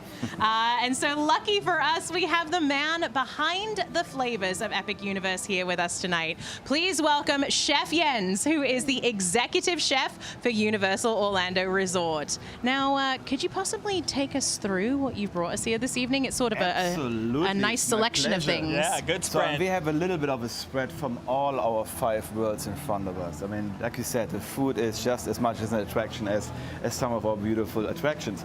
So right in front of you, we have in here, this is from Isle of Berk. Ah, so that's why you stood there, because that's one of his favorites. The mac and cheese cones have gone viral. I mean, our guests truly love it. So this is our PB&J cone. So it's a mac and cheese topped up with a peanut and bacon jam. Oh. Then it has like a green salsa verde over the top. Wow. I mean, just delicious. It's a mouthful, but it just puts a big smile on your face. Yeah. Then right in front, Blue Dragon. So Blue Dragon, Pan-Asian restaurant located in Celestial Park, right here in Epic Universe. I mean, a delight. Really big, bright Pan-Asian flavors. Yeah. This is our Blue Dragon mooncake. So this is a passion fruit cheesecake filled mooncake, and it's surrounded with diced mango and passion fruit. So it sounds fresh. It's actually, so fresh. It's fresh, but it's served warm too. So we bake it fresh to order. Decadent. So great textures. It looks like art. Like It's I wouldn't want to stunning. eat that. That's so. I will say, Chef Jens, so much of the food here at Epic Universe, it's one of those things where I look at it and I almost feel bad eating it, like cutting into it, because the presentation is just on another level. It's something Universal's never done before. Important, but I mean, nowadays the camera eats first. Absolutely. Absolutely. Well, you know better than anyone, yeah, of course. So we want to make sure it looks great, but then tastes even better. Absolutely. Then here from Atlantic Restaurant, which is right in Celestial Park as well. This is one of those dishes I'm really amazed by. The team came up with this amazing idea of a roasted mushroom ceviche. So that's a king oyster mushroom ceviche. But if you had ceviche before, you get like this nice acid cooked fish, so you have like a little texture to it. And the mushroom mimics the same texture. And then you get that punch of the chili and the cilantro and the bright flavors. So that's it done really the same way. tricks you. It's the acid is sort of cooking Yeah, the so mushroom. we roast the mushroom, then we marinate it after that. Oh my gosh. But it tricks you, and it's vegan and gluten-free, but it's just delicious. Well, the thing is, so often vegan and gluten-free food, it kind of feels like you have to settle. Yeah. You know, you don't you really don't get settle. like the main attraction. We're not settling here. This is not settling at all. You're not settling at all. It's just big, bold flavors. In front of us, it's a warm day, so you got to stay hydrated as well. Yep. Oh, yeah. In Atlantic as well, the Northern Lights martini. So this is actually like a lemon drop in a way, so vodka based, and it has inside, it has a butterfly pea flower ice sphere. That's the one that changes color. Correct. So as the ice ball melts, it changes the color of the drinks, and then we luster with a little bit of gold luster. It's just beautiful drink. I ordered this at Atlantic actually, and it's fun. Yeah, once you're done, you can just play with the ice cube. Yeah, and then in one of my favorite bar names in Celestial Park for sure, Oak and Star has a plastered owl. It sounds so much better in your accent for sure. Yeah, so plastered owl, that's kind of a Jameson-based drink, has hints of orange, little soda in it. It's just very refreshing, and it comes in this cool little owl highball, so really, really fun. Yeah. And then I can barely see it, but the piece de resistance we can right see here. it. We so can you see can it. see it. You had your eye on it. So this is from Café L'Air de la Sirène, Ministry of Magic, Visiting World of Harry Potter. So this has become a destination already. Guests are raving about this crepe. These are famous. So this is a beer au beurre crepe. Oh. So it's a mouse. So we are in the streets of Paris. So we kind of bring Paris with crepes, and we bring the Wizarding World of Harry Potter together, and we create this beautiful crepe. So if you don't speak French, for our non-French speakers out there, it's a butterbeer crepe. It's a butterbeer crepe. I mean, it sounds better when you say it in French. Beer au beurre. Oui, monsieur. Amazing. So again, this is fantastic. So the inside is a shortbread cookie mousse, and then freshly baked crepe, fresh strawberries, butterbeer topping over the top, and a house-made butterbeer cookie as well. So I was gonna say you had me just at butterbeer, That's but we're just like adding layers upon layers of flavor. you know, Yeah. I know we can't have favorites, but this is probably one of my favorite interpretations of butterbeer for sure. You can have favorites all day No, long, no, chef. no, you know. Yeah, out all day And long. then, so now we're going from the streets of Paris, we're going to Dark Universe. So this is the garlic steak, the Hunter's garlic steak, and we serve this in the Burning Blade Tavern. So it's just lathered with garlic butter, because in the Burning Blade Tavern, we're allowed to have garlic. Yes. Actually, in the steakhouse, we're not allowed to have garlic. So that's why the team goes really heavy on those. And people have fun. They grab it and kind of play with it. I've done that. It is a steak. We gotta protect ourselves over here. Yeah. And then right here over, we have the Pizza Lunare. So this is from Pizza Moon, right in Celestial Park. This is one of our signature pictures. Because the team, we were challenged on, let's create something that is really outer-worldly, that's different, that fits the theme of Celestial Park. And we came up with this ube pizza. So ube is a Japanese sweet potato. It's purple. Yeah. So we mix that purple potato flour inside the 00 flour when we make the dough, which is all made from scratch every day. And then we top it with our proprietary cheese blend, ricotta, crispy pancetta, garlic confit, and then we fire it up. And it gives you a beautiful balance of sweet and savory. Just a great pie. Early in the stream, we were talking about it. I had it. Oh, yeah. One of the best pizza, not exaggerating, one of the best, most interesting pizzas I've ever had. Yeah, Showit was singing high praises of Pizza Moon as well. He's from New York, so you know Wow, New okay. Yorkers don't play about their pizza. And he said that the pizza from Pizza Moon was some of the best he's ever tasted. I don't know if you guys can see this. There are some fat pieces of bacon on this as well. Yeah, so it's nice pancetta. We crisp it up, and even that fat that renders into the pie. So it's just loaded with flavor. Chef, you kidding me? You know, it's round. It's 0 calories. Don't it? True. Yes. And then over here we have from the Isle of Berk, we have a yak nog. So this is a non-alcoholic drink, and it comes in this cute little barrel cup, and it's a malted chocolate milk in a way. Oh. Yeah, and we top it. Perfect for the kids. Absolutely. While the adults may partake in a mead. Perhaps, yeah, you know. Exactly, yeah. So, I mean, it's just, again, we have a plethora of options. This only scratches the surface. Because we have well over 100 new menu items in just Epic Universe. Again, like I said, the team did a fantastic job. And what we're trying to do is, really, I mean, the creative team builds those beautiful worlds. Yes. And so when we develop the food programming, we want to make sure we can amplify the storytelling. We can really be part of that story, be immersive, and just exceed our guests' expectations. And I'm very, very proud of the team, what we accomplished. Yeah, like what you were saying, it really does sort of move the story along in each of these portals. I mean, honestly, I know we're going to talk about it so much this evening, but everything in these portals is just so immersive. Yeah. Once you step through the portal, that's it. That's where you are. You are in that world. Whether you're riding a ride, seeing a show, or eating the food. Yeah. Full immersion. Absolutely. And I want to say more than any other park, I mean, this is just my opinion, of course, my hot take, but more than any other park that Universal has had before, I think that the food is such a central part of the experience of Epic Universe. I mean, we've even heard people saying, like, people will come here just to eat the food. So, I mean, what does it feel like to hear these things after you've created these menus? What's it like to tell stories with all of this food, really? How do you start with that? I mean, first of all, we are humbled. I mean, we are humbled by the guest reactions, because that's the biggest compliment we can get. We as a team, if we see our guests, our families, influencers, really enjoying our food and talking about it, I mean, that makes us just happy. And I think if we're successful with amplifying that storytelling, that's a huge compliment. Absolutely. Well, thank you, Chef Jens, for sharing just a few of the culinary delights in Epic. You have truly, I mean, I don't know if you've outdone yourself. I don't know who you've outdone. You've outdone everyone. Your own self. Truly, it is incredible what you have created here, and it enhances this experience so much. Thank you so much. It's a We great team appreciate you. Thank yeah, you. thank I you am so now much. Starving. Lauren, I heard you also had a chance to try quite a few of these foods, and you did not hold back. Before we leave How to Train Your Dragon,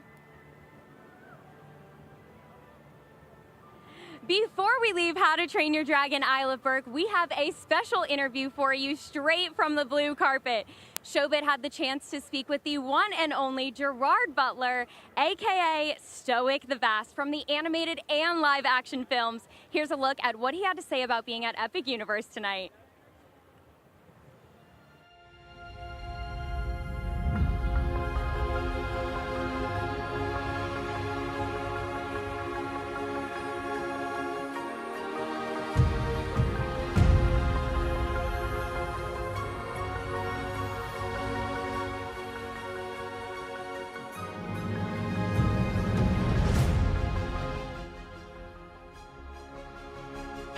Welcome Gerard Butler, who plays Stoic the Vast in the How to Train Your Dragon films, all of them. And we have Dean Dubois, writer, director, producer of all of the How to Train Your Dragon films, the animated, the live action. How did it feel to walk into Isle of Berk for the very first time, seeing the screen brought to life? Did something just? Oh, that's perfect timing. That's a little weird. I'm trying to work out. I'm trying to work out what the message was there. It's the park is spectacular. I mean, it's just so richly detailed and fun and beautiful, and it reminds me of my first day on set, watching him. Walking around the sets, because he kept going, "This is amazing! Look at this! Look!" Yeah. Like, he was so excited on set, and I think we've both been like that here, seeing it all come to fruition. It's amazing. Yeah, everything we do is it starts with a drawing. We do paintings, we do digital creations, but everything's a model. That's where it stops. Even his character, stopped at Stoic the Vast in animated form, but we got to walk into the world, and we did it here today. We did it with the movie, and walking into it, you see it all manifested, and it's tactile, and it's just so immersive. Well, can you give me one word to describe what you think fans will feel when they watch the live action version of How to Train Your Dragon? Euphoric. Immersive. Immersive it is. And what's scarier, actually, dragons or the fan expectations? I don't have any fear of fan expectations, because You're Stoic the Vast. I'm Stoic the Vast, Yeah. But also I think this movie is unbelievable, and I think the fans are going to love it. But in truth, I'm scared of dragons. No, me too. Me too. Trust me. Luckily, the ones in Isle of Berk are kind of nice. Yeah. For me, I know that these movies have become very special to a pretty large swath of people out there, and they hold us accountable. So I think, in re-envisioning this, we wanted to make sure that we were paying homage to the existing fans and making sure that they found reason for being in this live-action version. And we hope we've delivered that. It honors the past, and it opens it up for a whole new generation. I'm so much more reasonable, less arrogant answer than mine. Well, listen, I'm so excited to watch the new How to Train Your Dragon film on June 13th when it hits theaters. Thank you so much for joining me tonight at Universal Epic Universe, and enjoy the rest of your evening. Thank you. Very happy to be here. Thanks. Thank you so much. Now, speaking of celebrities, we have one of Universal's very own celebrities, dare I say, right here with us at the host table. Mike Aiello, thank you so much for being with us. Oh my gosh, I am so excited to be here. How cool is all of this? Cool is an understatement. I've been here a long time, and I've never seen anything like this before. Yeah, honestly, I was speechless when I walked into Epic Universe, and I don't think that I've regained. Well, I mean, I'm speaking now, but I mean, honestly, the feeling has just not left me. It's just incredible. It's overwhelming. It's almost like you can't describe it. Yeah, truly. Now, I understand you have a new show in the works with the Discover Universal team, and I know, I mean, we don't want to give spoilers, but can you tell us a little bit about what it's about? Of course, yeah. It is called Reride the Movies, and it is a show that will detail all of the classic attractions of Universal's past. And they've asked me to host it, so I get to do that, which is very, very cool. Yes, and I know you had a first-hand start at Universal. You were a Jaws skipper.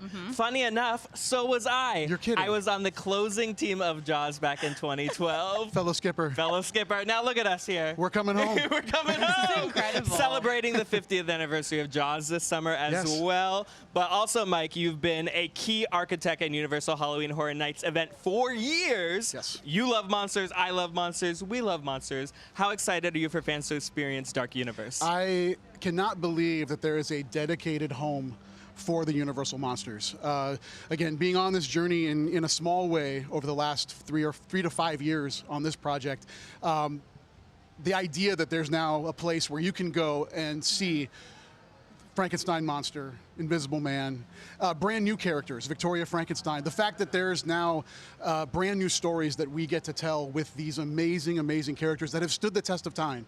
Again, Universal created the horror genre, and now we are celebrating it here at Epic Universe. Truly, it's like the horror lovers just have like a new home, isn't Absolutely. it? Like they can all just sort of gather together and they can just enjoy all of these classic monsters. It's incredible. It's the most frightening, comforting blanket you could wrap around yourself.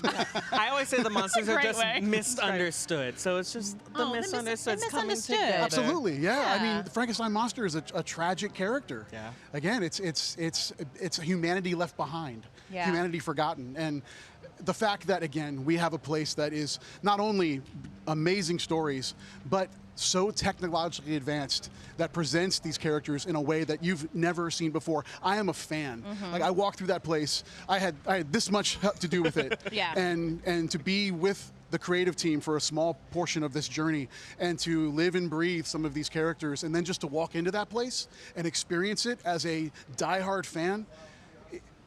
Again, there was tears in my eyes walking through there for the first time. I was going to ask, I mean, just walking through that portal, it just like hits you. You're 100%. transported to another place, truly. It's incredible. Mike, your love of horror is genuinely contagious. It really is. Thank you so much for being with us tonight. It's my pleasure. This is so exciting, and congratulations to everybody. Oh, thanks, Mike. It's a beautiful night, and now it's time to see how the same spirit as Mike has here comes to life in one of the most hauntingly beautiful worlds at Epic Universe, Dark Universe.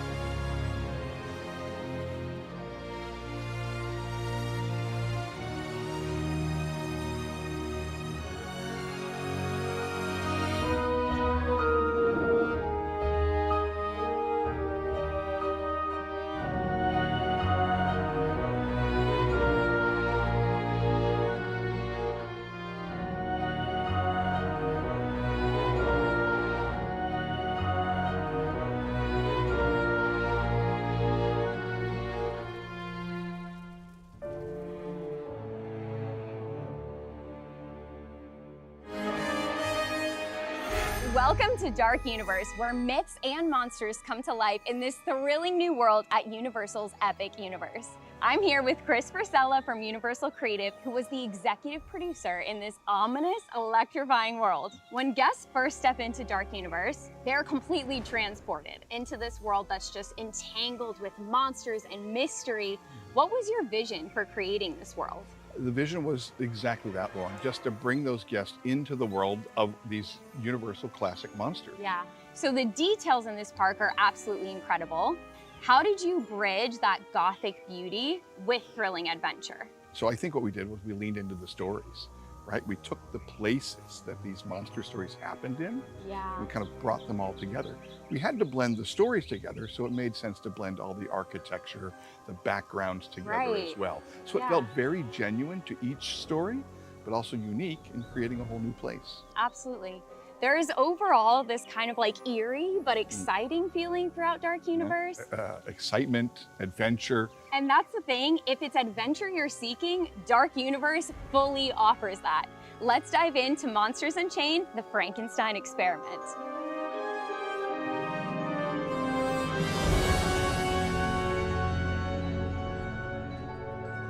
Chris, this ride is absolutely wild. What makes this one a standout attraction? How close we bring our guests to the action. We put you right in the middle of it, and the monsters are in your face. What I've been dying to talk about though, or rather who, Dr. Victoria Frankenstein. She's a new face to the Universal Monster stories. What can you tell us about her and the story that guests are stepping into? Sure. So Victoria is the great-great-granddaughter of Henry Frankenstein. She's returned after many years to the village of Dartmoor to reclaim her ancestral home. She starts conducting her own experiments to control the monsters. So that's kind of what we're walking into. We've been invited to watch her latest experiment. I hope it goes well for her. I hope so too. This entire attraction to me feels like a modern day love letter to Universal Monsters. How did you go about bridging kind of that classic horror that we all know and love with this new bold storytelling? So first of all, you're absolutely right, Lauren. It is a love letter. This was a passion project.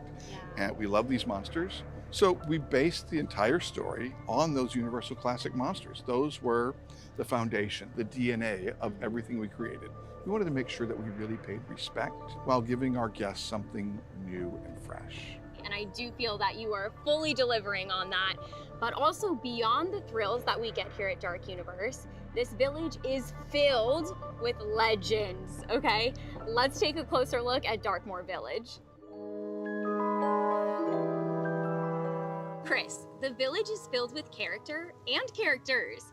How did you design a space where guests could come face to face with legends like Frankenstein's Bride and Igor? The design team wanted to produce a place that felt right for each one of these characters. So we really had to think about who we were presenting to our guests and creating an environment that felt correct for that character. I think it's really a huge part of what helps bring Darkmoor Village to life. I personally hear that every monster encounter is a little unpredictable. So what can guests expect when they meet these famous faces? I think what they can expect is the unexpected, but a genuine interaction with an iconic Universal monster. It goes from the slightly unhinged to kind of, friendly and warm. Yeah, I absolutely love that. There's a real sense of storytelling here around every corner. How important was it for you to take this entire village and make it all a part of the guest experience? It was extremely important. The village, the whole world, is a character in itself. It gives our guests a sense of place. It immerses them in this world. We have a storyteller.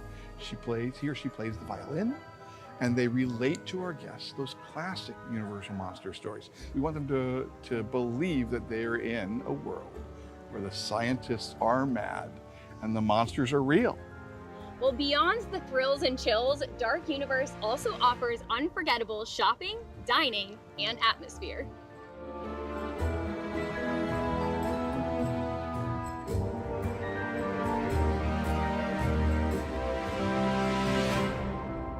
Whether you're battling monsters, meeting legends, or walking through a fog-shrouded village, Dark Universe invites you to this thrilling adventure.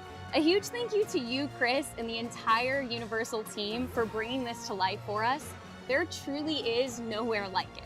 It's a place where monsters walk, legends live, and there's a story behind every corner.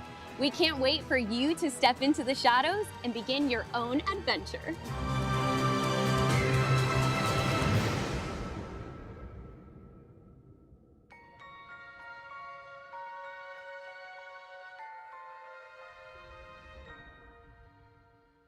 Look at Dark Universe, and joining us now, oh my gosh, is Chris Versella himself. Welcome to the live stream, Chris. Thank you for having me. Thank you so much for being here. Amazing, Chris. Now, you've been hands-on with so many elements across Dark Universe. How does it feel tonight? Dark Universe feels like a love letter to classic monsters movies, but it also feels brand new. Yep. How did your team strike the balance between nostalgia and reinvention? Every part of Darkmoor seems to whisper its own story. So what's the process like creating the Dark Universe? Sure. So, first of all, it takes hundreds of people to put this together. But we started with the classics. And we wanted to respect those classic monster stories, right? Because those are the DNA of Darkmoor. Absolutely. Darkmoor is a place where all of those classic monster stories can live together. So that was where we started. And then from there, we could establish a new storyline. We didn't want to disrespect any of those previous stories. There are so many die-hard fans who want to respect that. Absolutely. So use this as our base. But here we are in this alternate universe that is a world of monsters and mad scientists. And time has passed since those original films, and we've met new people, new stories. So you get a little bit of creative license to do something new there. Absolutely. It opens it up to the stories that we've told, and also so many more. So there's room, in the future to grow the Dark Universe if we should choose to do so. Oh, you heard it. You heard it here. Was that an exclusive scoop? I'm just saying that there's room. That's all. There's no tip of the hand here. I was just saying to Chris before we went live that walking through the portal one of the first things that struck me, I kind of expected it to be a little bit more like Universal's other Halloween experiences with jump scares and the lighting, and it is creating a mood in its own way. But it's not like this at all. Like, it is just hauntingly beautiful. It's stunning. You walk through, it is beautiful. The architecture, the landscaping. I mean, the landscaping really struck me when I walked through the portal for Dark Universe. It was sort of the first time that it clicked in my brain that the landscaping was entirely different in this world. Sure. And then it made me sort of realize it for the other portals that I went into as well. So, I mean, what goes into that kind of decision making? Just creating that environment where you're really putting people in a position where it's like they're in a film themselves. Absolutely. We want to make sure that we're creating a 360-degree environment for these guests so that they feel like they are in a real place where these monsters live, where they're from. Yeah. It's not a land about the monsters, it is where they're from. And so decisions like landscaping, right? We wanted to make sure it's easy in a resort for things to look very manicured. And this could not look manicured. It had to look wild and unruly. Yeah. Architecture. The team spent, hundreds of hours scouring the world, looking at pictures of real-world architecture that we could then blend into the actual final product of the Village of Darkmoor, the Frankenstein Manor, all of those facades that we've created. Yeah, no one is really like popping out at you, right? No. I was a little bit worried about that. Well, if you enter the manor, but if you're just wandering around Darkmoor, I think you're pretty good. Because I'm a big scaredy cat, so I was a little bit worried about those jump scares, but it's like they're just existing in the world. Right. We needed to make sure, too, that we had something to offer for everyone. I mean, our guests come here and they're 2 to 90, right? And we want to make sure that we have something for each one of those guests. So in every one of our, like in our restaurants, in our retail, in the attractions, there's something for everybody. Yeah, absolutely. I think anyone who visits Dark Universe and Darkmoor, if you go in during the daytime, please come back at night. It is a total different experience as well. I haven't seen it at night. Oh, stunning. I did think when I walked in, I looked at it and I went, I feel like this is like a nighttime area. Oh, absolutely. But I think I might be too scared, honestly. It is difficult to create something that is a little bit, makes you feel uneasy in the bright Florida sunshine. So that's why we really leaned in heavy into things like the architecture and the plantings to create a space that gave you that sense of unease. But you're absolutely right. At night, the lighting changes everything. The shadows get a little deeper. The music changes. And it takes on a more edgier tone. I love that. So it's definitely a different place at night. Well, what you and your team have created is truly incredible. It really is. Thank you so much for being here with us tonight, Chris. You bet. Now, you've seen guests reacting to Dark Universe in real time during the previews. What's something that really struck with you? Have you seen a guest walk in and have a reaction that you were just like, that's it, right there. That's why we do this. Sure. In some of these early previews, I've watched guests come in and just, clutch their face or, right, they're just, I think that they are blown away by the fact that we've created a full immersive space that is where these creatures come from. Absolutely. And speaking of creatures, there is a master of creating creatures, and I'm sure we're all familiar with his name. We do have an interview with the legendary Rick Baker, horror makeup legend. So let's go to that. I'm here with Rick Baker and his family. As you can tell, I have joined the fam, the Baker fam. So, Rick, you have brought iconic creatures to life on the big screen. What excites you about seeing them come to life here in Universal Epic Universe? Well, first of all, the Universal monster movies were what made me become the Rick Baker that I am. I grew up watching those films. I decided that's what I wanted to do for a living. So, to come here and to experience this, it's just been incredible. I can't believe how amazing this park is. So I'm sure you all have had a chance to walk around Dark Universe. What does it feel like to have your father's presence being felt in every nook and cranny of Dark Universe? It's incredible. It kind of feels like home in a strange way. So much of it really did feel like literally where we grew up, because there are these elements from the film that, like he said, were so inspirational to him that it's kind of surrounded us our whole childhood. So, yeah. our home kind of looks like the Dark Universe. It does. All right, I'm visiting. Okay. Yeah, Oh, yeah, no. Okay. Yeah. I'm part of the family. Yeah, I'm in the family. yeah. So yes. How does it feel for you? Oh, I love it. It's so spooky and fun, and it feels like home. And I think every creature kind of looks like him. So it's a family portrait everywhere, basically. At some point or another, we've all been dressed up like one of those creatures. Oh my gosh. Yeah. Halloween at your house must be a blast. It's epic. Oh, hey. You guys should use that. Yeah. All right, make sure we cut that for promotional. All right, so have you written Monsters Unchained, The Frankenstein Experiment, and what were your thoughts? What was it like seeing, like, what's scarier? Is designing or creating a werewolf transformation scarier, or seeing one in the ride? Well, it's hard to scare me, but I have to say we went on the ride, I think 5 or 6 times already. And I have a big old smile on my face the whole time. You know, it's just, like I said, this is what made me the guy I am, you know. And to see a wolfman that looks like my wolfman in that ride was just so cool. You know, so cool. We were proud. We were proud. Oh, well, thank you so much, Baker fam, for joining me. Thanks for joining our family. Yes. Thank you. I will see you for. All right, I'll see you for Halloween and then Thanksgiving. All right, cool. All right, see you.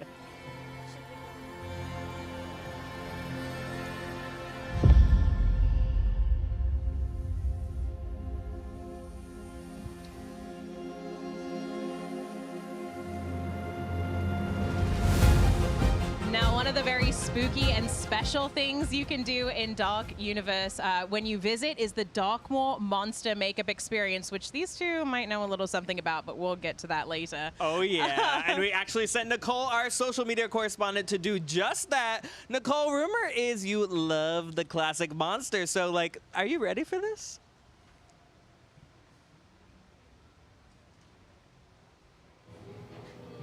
Oh, well, okay. Nicole is getting in the chair, Yeah. so we will check in. Live TV, guys.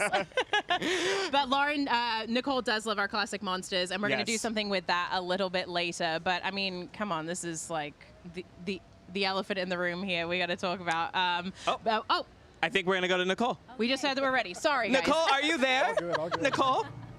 Buzzing in. Oh, she's in the chair. She is in the chair, and she's getting ready. Hey guys, hey, I'm here in the Darkmoor Monster Makeup Experience, and I'm so excited. I love all things monsters and makeup.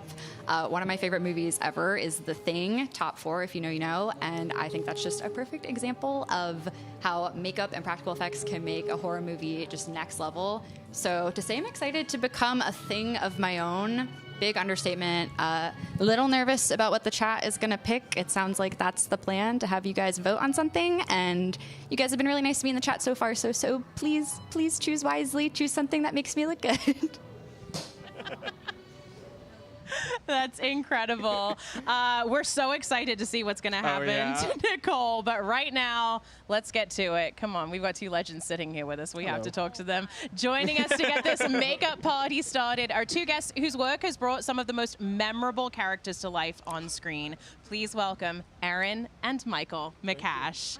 Emmy Award-winning makeup. I'm not done. Sorry, You've got a whole intro. titles Okay? to go through. Sorry. Emmy Award-winning makeup effects artists and masters of transformation. Oh my gosh. Thank you that's so much for being lovely. with us. Thank you so much for having us. We're excited to be here. Of course. You've both had such prolific careers in film and television. What first drew each of you to the world of makeup? I definitely want to hear from both of you on this one. And what's kept you inspired over the years? So many things. I mean, we get inspiration from film, television, magazines, all kinds of stuff. I mean, I've been doing makeup for 39 years now, and I started in makeup effects, and it's just, you know, seeing all the creativity. This is really inspiring to see Darkmoor and the incredible amount of details. We get inspiration everywhere. Absolutely. What about you, Michael? I mean, I get inspiration from looking at bugs. So I mean, you can find inspiration anywhere you look. There are incredible bugs out there, truly. They got great paint jobs, right? So. Absolutely. Definitely. We also just saw an interview with Rick Baker, and you both have experience working under Rick Baker. Can you impart any wisdom that kind of shaped how you go through your creativity? Oh, I mean, I just tried to absorb everything that I could when I worked for him. I worked for him in the late 80s on Gremlins 2. Wow. So it was a long time ago. But talk about inspiration. I mean, Rick is the ultimate inspiration. And He continues to do in his retirement. He continues to do the most amazing artwork. He just had this brilliant art show like 2 weekends ago, and just with all of his paintings that he's doing, just wakes up and paints, and it's like an artist never retires, no, right? No. Now he's getting to do the stuff he wants to do. So yes, when I worked for him, I just was constantly trying to absorb everything. But he's a huge inspiration to every monster maker. Is there anything that you learned from him that still shapes how you approach your work today? Oh, I mean, paying attention to detail is a very big part of it, and being creative, trying to think outside the box, create new things and new ways to do things. I would say he never goes for the status quo. He always improves something, or there's no real reason to do it. And, that's great. And Rick is, he's the best. So. Yeah, there's not much more else to say. Look him up. So have you two been through Dark Universe? Oh, yes. Yes. You have? Okay. We went through it today, and we're going to, now that it's getting darker outside, we can't wait to see the lights on and everything. We're really excited. Was that your first time today? Yes. Oh, well, we have to get first impressions. Oh, yeah, first impressions. Yeah, what were your first impressions of walking through the portal and just seeing it open It was up a in lot front of, you? Very couple, just like 2 words just going, oh my God, or wow, just constantly going. And Rick had been through it before, so we were with him, and he was like pointing out stuff. He's like, look at that, and we're like, oh, okay. Oh, wow. So you had like a master person with you going, like, oh, here you go, we can't miss this. We had a good host. There's a lot of knee bending and pointing, like. Don't miss this. Don't miss that. Don't miss that. Doing squats all day. But all of the, we got to be part of the design in Burning Blade, one of the heads that I was part of designing, and Mike was part of it. And some of our friends got to design some of the heads and a lot of the work. So we get to see that come together after like 5 or 6 years of seeing the development and all of the artwork and Crash McCreer's designs. Really just so mind-blowing to see it in person. Yeah. And you're just like, this is so much bigger, better, greater than just seeing the designs. And leaving of a legacy like that, of course, in a park like this must it's amazing. feel great. Yeah, and also for the home of monsters is Universal Studios, and that's like a really big deal, and I think people really get excited about. They used to love the Monster Cafe, and everybody was so bummed that it was gone, but this is. Above you and had beyond. a cafe, and now you have a whole land. world, Yeah, right? exactly. Also, like I pointed out with Rick, stepping things up, I don't think there's a particular thing in that park that hasn't been enhanced. Like, you're like, oh, I never thought of that, or it's just another level. Yeah, it's great. Absolutely. The rides are incredible. Yeah, and then you're going to go and see it at night as well. Can't Are you wait. so excited? Yeah, really excited. Yes. Really excited. Well, Aaron and Michael, we are so honored to have you Thank you here. very much. Thank you Will you so much. help us, actually? Obviously, we have Nicole in the Monster Makeup Darkmoor experience, and we are going to have fans pick her makeup experience. Yeah. So now, friends in the live stream chat. I hope it was all stitched up. I'm crossing my fingers, but I don't know. So Well, that's I'm gonna be- excited to find out. Maybe I'll find out looking in the mirror. Maybe, at what I yeah. become. So thanks, Ty. I hope you guys picked wisely. It is up to our friends in the live stream chat, as Nicole was saying. So this is your time to shine. We're putting the power in your hands, literally.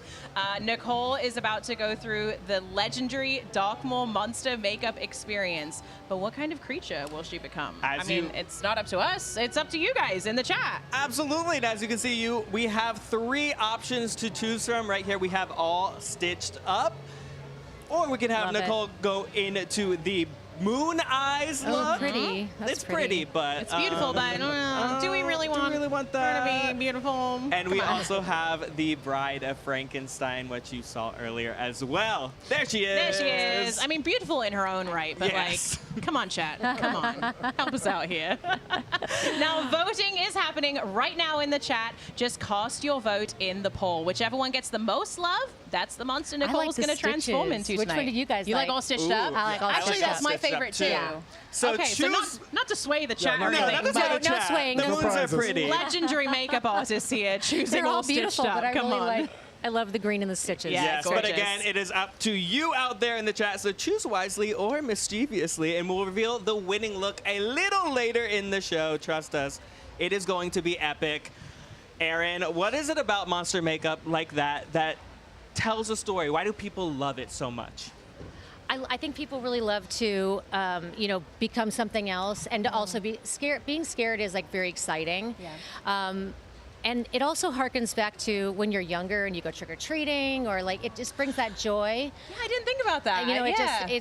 I spent my whole childhood dressing up as monsters, and I've been obsessed with it since I was about 7. Yeah. And it just has that, it's just so much fun to be somebody else, especially somebody scary. Oh, absolutely. Yeah, do you have a favorite like trick-or-treat outfit that you had? Oh, I was the Wolfman. The Wolfman's your favorite? I was the Wolfman. We tried yeah. to get Nicole. We were like, listen, can we make the Wolfman an option? And she went, no, guys, be nice to me. Not in this heat. No, No hair not in in this this heat. heat. Exactly. Michael, tell us what went into creating the looks of the characters in Dark Universe. I wish I could say I did them all, but I just helped with Erin's. She kind of dictated what she wanted, and we did it on Procreate, if I can drop that. Yeah, well, it's it's a great working relationship that you two have. You support each other, Yes. you know. Thank you. So you definitely have a hand in it as well. So what was it like bringing those characters to life? It was a lot of back and forth. We went through Don't a lot of screw it up. different, Real collaborative effort. Try to bring something, to it, and not just, And Vincent Van Dyke Effects Company that we work with all the time on our shows on television and film, he created that for us. I got to be lucky and stand over his shoulder and say, oh, I want this change or that change. He's brilliant. So you really got to have a hand Yeah. in how all of these characters look. Not all of them, just one in The Burning Blade. Oh, But okay. Crash McCreary was the one that designed all of the monsters for the Dark Universe, as far as the classic ones for this version. Well, Michael, do you have a favorite monster within Dark Universe? I mean, I think it has to be Frankenstein, or Frankenstein's monster. Excuse me. I mean, because who doesn't love Frankenstein? He's such an underdog, and I think everybody can resonate with his character. Yeah. He's just misunderstood. Yeah. That's what you He said is. earlier, right? We He's talked just about it. He's just a misunderstood. He's an anti-hero, Yeah, for sure. absolutely. Well, thank you guys so much for hanging Thank out with you. us today. It is incredible to be in the presence of, honestly, 2 legends, truly. Oh. Like, I wasn't lying when I get... Legend adjacent. You're being I have imposter the syndrome. dutiful husband here to Erin. But really, it is a collaborative effort, isn't it? It Yeah. truly is. And I mean, the nostalgia factor hits so hard in this park as well. I mean, you walk into Dark Universe and it's like you're in a completely different world, which is obviously the point. But it is just like, and I said this earlier with Chris Frisella as well, but it's hauntingly beautiful. Oh, yeah. It's so beautiful. It's like nothing Universal has ever done before. That's the exciting part, is that it's totally different. I think fans have been waiting for this. Like we talked about Monsters so too, Cafe, it is now a permanent home for the Universal Monsters. Yes. Absolutely. And It's the gonna be fans packed. who love Oh, yeah. the monsters Yeah. as And well. it's just packed with Easter eggs and just little tidbits of stuff. You'll always find something new in there. Was Rick pointing those out to you? Oh, yes. Oh, well, don't give it away. But like, No, you got to did find you them have for a yourself. favorite Rick where is you high were like, praise. oh, that's clever? Yeah. I It was the mean, footprints were for me. the footprints. Okay. Well, we'll give that. We'll give Casey that one away a Wong's little bit. vampires Look and out for everything. footprints when you're in Dark Universe, right? But it does Absolutely. seem like the chat has spoken.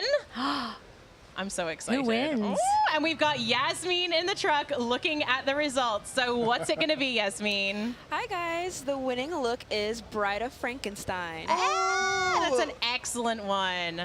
Thank you so much, Yasmin. What do you guys think? Bride of Frankenstein, a classic, right? Yeah. Oh, yeah. Great. Yeah, thank you. So There good. she is. Yay. I love the bride. She's ever on my shirt. Oh, look at that. The Bride's getting so much love Oh, here at Dark Universe, so good. too. So Absolutely. All the new movies coming out too, right? Yeah. Yes.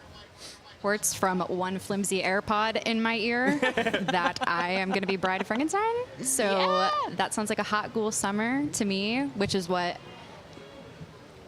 that's what I'm hearing. So we'll see. We'll see how it turns out.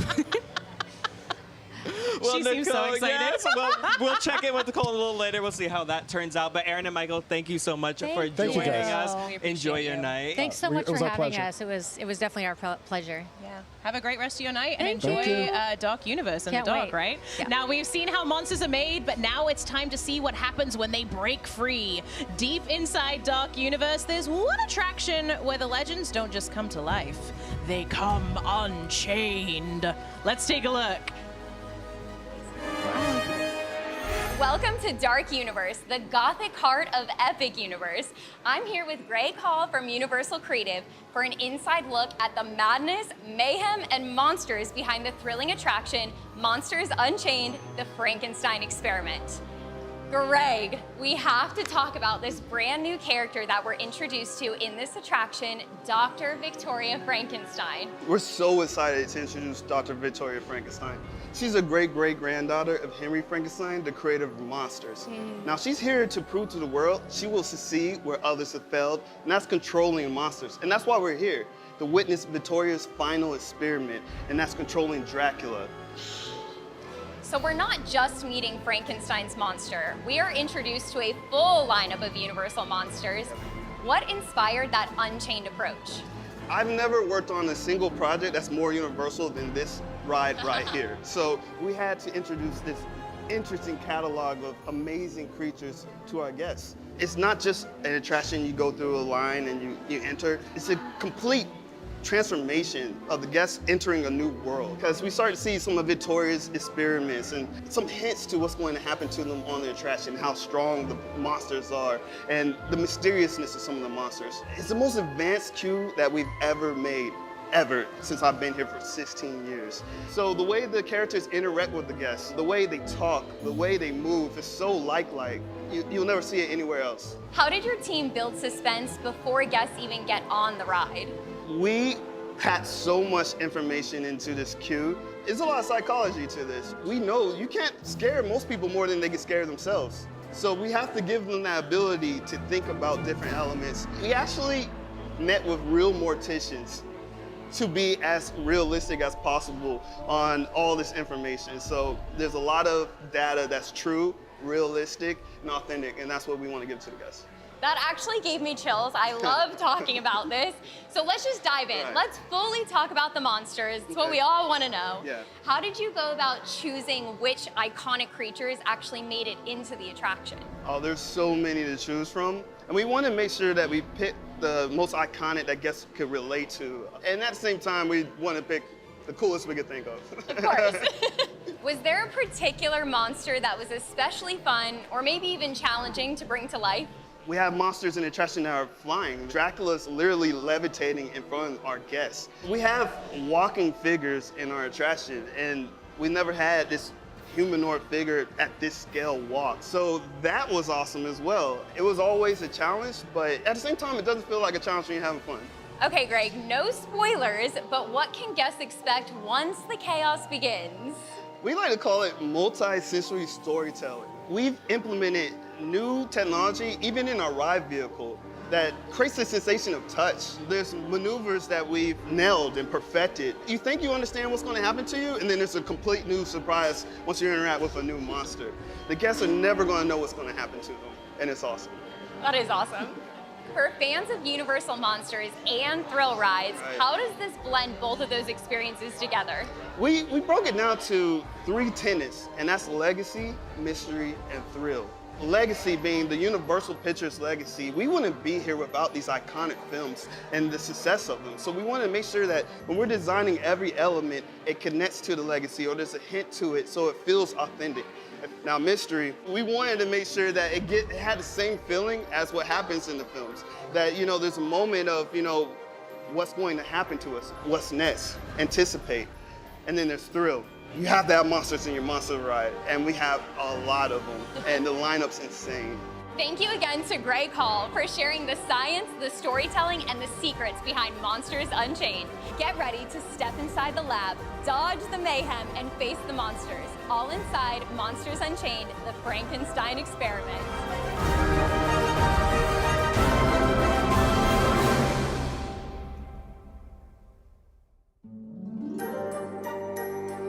One of my favorite rides, Monsters Unchained, is incredible. It looks so good. But speaking of Universal Monsters and Dark Universe, we got a special interview, Showbit from the carpet, Danny Elfman. Let's check it out. Here with Danny Elfman, legendary music composer of Beetlejuice, The Wolfman, Men in Black, and of course, the theme song for The Simpsons, which we love hearing over in Universal Studios Florida. But this, this is the first time you've composed music for a world, Dark Universe. That's right. What was that process like, and how different was that? Well, it was just really fun because I love being part of a long process. It's like when I was making an animated film with Tim Burton or something, it was a 2-year process as opposed to just coming in and writing for a couple of months. And this was like 2 years. And I just loved the team. They were great.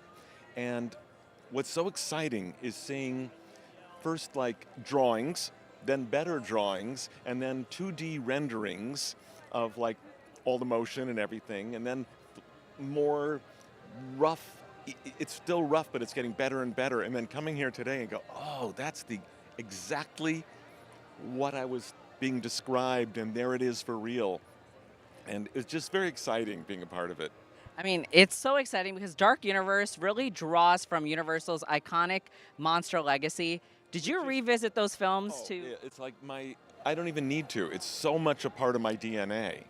I mean, I can't even explain Frankenstein, Dracula, the Wolfman. This is part of my, it's in my blood. Oh, pun intended for Dark Universe? Exactly.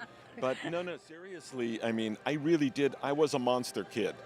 And I don't know how to explain it other than I lived for monster movies, and I lived for the magazine called Famous Monsters of Filmland, which would have the covers of, Boris Karloff as Frankenstein and Bela Lugosi and different things, and, these covers were all over my walls. It was like, it's what I grew up with. I still have them all in a rack in my... Such a full circle moment. I mean, the vinyl soundtrack for Dark Universe is flying off the shelves. I gotta ask, do you have a copy or two that I could keep? Yes. All right, we'll talk. Stashed one away. All right, I gotta go. We'll be back later. All right. Thanks. Thank you so much for My being pleasure. here, Danny. From the legends of horror to giants of prehistory, both Dark Universe and Jurassic World are part of Universal Pictures' storytelling legacy. And now it's time for another creature feature. I'm so excited. Here is a look at a brand new trailer for Jurassic World Rebirth coming to theaters this summer.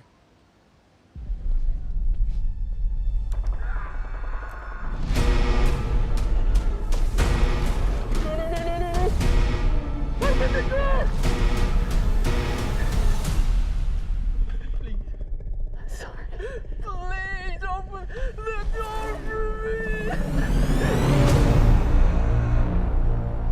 On the island we're headed to, 24 species have survived there alone. The theme park owners did experimental work, leaving only the worst ones here.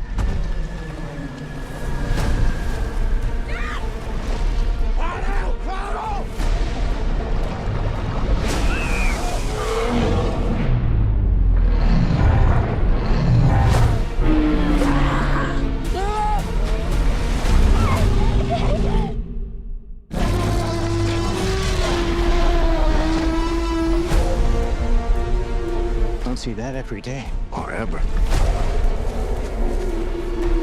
Let's go. If we get this DNA, millions of lives are saved. Maybe we should make this quick, huh? Time to move.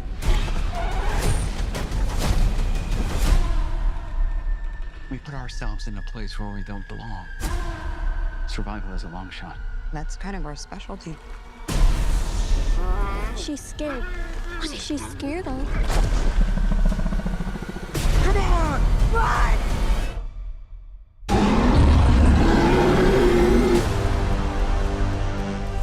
We're not gonna let you get hurt, okay?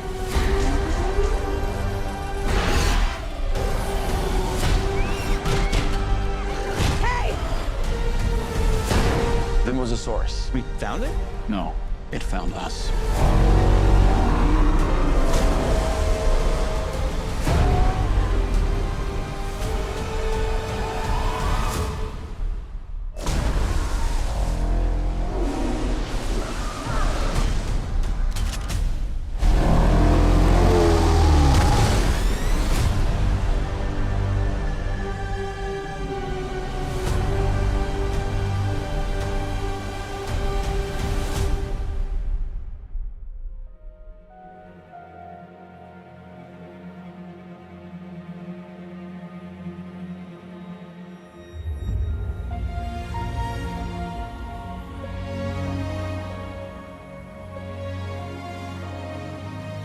If that doesn't get you excited for the movie, I genuinely don't know what would.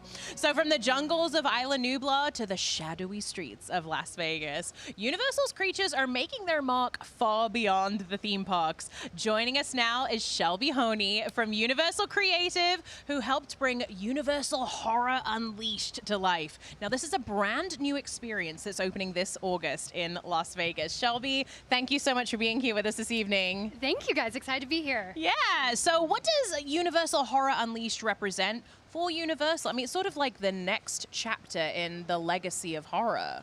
Yes, absolutely. It's our lineage, it's our history, and it's exciting to own it in a brand new space, of course, in Las Vegas, Nevada. But really for us, it's exactly what it says. It's Horror Unleashed. We're unleashing it from our theme parks in Orlando and around the world, and unleashing it out into the world and year round. Yeah, every single day. I was like, speaking of a Horror Nights fan myself, I think the one question we've all been asking is like, we need an experience that is happening year round, and this is not just a haunted house. It's a year-round destination with food, entertainment, scare experiences. What can guests expect when they step into Horror Unleashed? The same, honestly, the bar here that's been raised, you can expect that absolutely in Las Vegas, where it is complete and total immersion in the living stories and terrifying screams of the nightmares we've dreamed up. Oh, Las Vegas, I feel like, is kind of the perfect place for this sort of experience. So what does it mean for Universal, I mean, to really expand beyond the theme parks? Absolutely, and I think there are some great things upcoming, of course, with our Universal Kids expansion that we are working on, as well as this awesome expansion in Las Vegas. I think it's just the start, really the tip of the iceberg of us.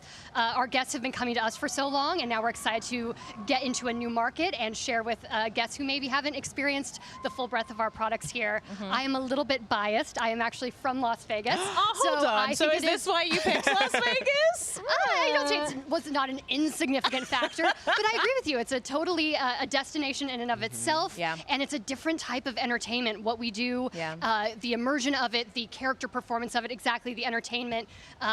It's exactly what I think Las Vegas needs right now. Listen, I'm not disappointed as a LA local. I'm excited for a year-round horror experience to be semi-close to me. Las Vegas has like an energy to it as well that I feel like is really going to lend itself to this working. It's got the perfect edge, and you have to think it's a 24-hour town, so what a perfect way to spend part of your Vegas weekend. Yeah, absolutely. Can you give us any like special insights, things that, I mean, Halloween Horror Nights has some incredible super fans, right? Yes. Is there something that fans can look forward to? I mean, without any spoilers, of course. Is there anything that you can talk about? So absolutely. I think it's just the variety of the haunt fan. Haunt fans in particular, everyone has their franchise, they have their slasher, they have what they really love, and so we want to make sure this captures the variety of the guest and what people would expect. So truly it feels cheeky to say, but there's definitely something for everyone. Of course, we've got those who love our history, our lineage, our classic monsters, people who love the future, where we're going, movies that aren't even released yet. We are going to be able to activate and bring those nightmares to life. Yeah, wow. And our guests getting to experience this with sort of the atmosphere of Halloween Horror Nights as well, like all the lighting effects and I mean, everything makes it, I mean, I'm sure it's going to be insane. It's exactly, it is the things that we know guests love. They love the world-class spectacle. They love the social scare is sort of how we talk about it internally, this thing that happens where maybe we weren't friends when we were in line, but we're going to be clobbered together, getting our way Once you go through that experience of screaming together. I have fully grabbed hold of someone in front of me and buried my face in the back of this person's t-shirt. And that was probably me, because I'm usually the person, I'm usually the back they go to. And so we walked all through the haunted house. We got out and I literally went, I'm so sorry. Pleasure to meet you. My name's Layla. Thank you for allowing me to use you as a shield, a human shield. So imagine being with, like, again, you're going to make friends with effectively everyone who's in this awesome awesome experience with you. So you've got the 4 immersive haunted houses. You've also got the incredible entertainment program, the atmosphere, the incredible food and beverage that you'd expect. So no, I think it's just going to be the perfect experience and a must visit in Las Vegas. Speaking of incredible experiences, I think it's time for us to check in on Nicole. We have our social media correspondent getting made up as the Bride of Frankenstein, as chosen by the live stream chat. Let's look at her. All right, so this is like the base coat going on. She's got some, oh my God, look at, she's snatched with that contour as well. I can't wait for the stitches to go on. Very nice, yeah. Look at that. And relaxed. She looks very... She does look like she's having a bit of a spa experience. It is. I was like, I'd like to join her in that. I know. Yeah, Shelby, thank you so much. It was such a pleasure chatting with you. Horror Unleashed so soon as well. Can't wait to check it out. Now let's take a look at this video of what you can expect for Horror Unleashed Las Vegas.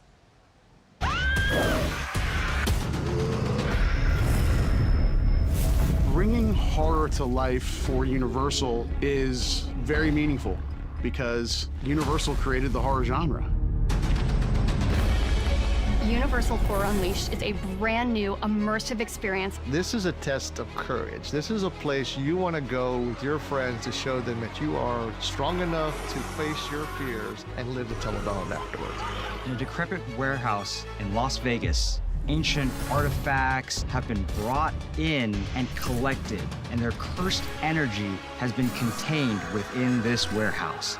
It is going to provide 4 amazing immersive haunted houses that put you right in the middle of iconic and terrifying scenes. We're also going to have really unique, cutting-edge entertainment, retail, dining experiences. When fans walk through the front door of Universal Horror Unleashed in Las Vegas, they're going to enter a new world unlike anything they've ever seen before. It's going to be exactly what you want it to be. As a fan of horror, or even as a casual fan of horror, or just looking to have a good time out in Vegas. This really is the place where horror comes to live year-round. When you step foot inside this building, you're going to have the most immersive, most horrifying experience of your entire life.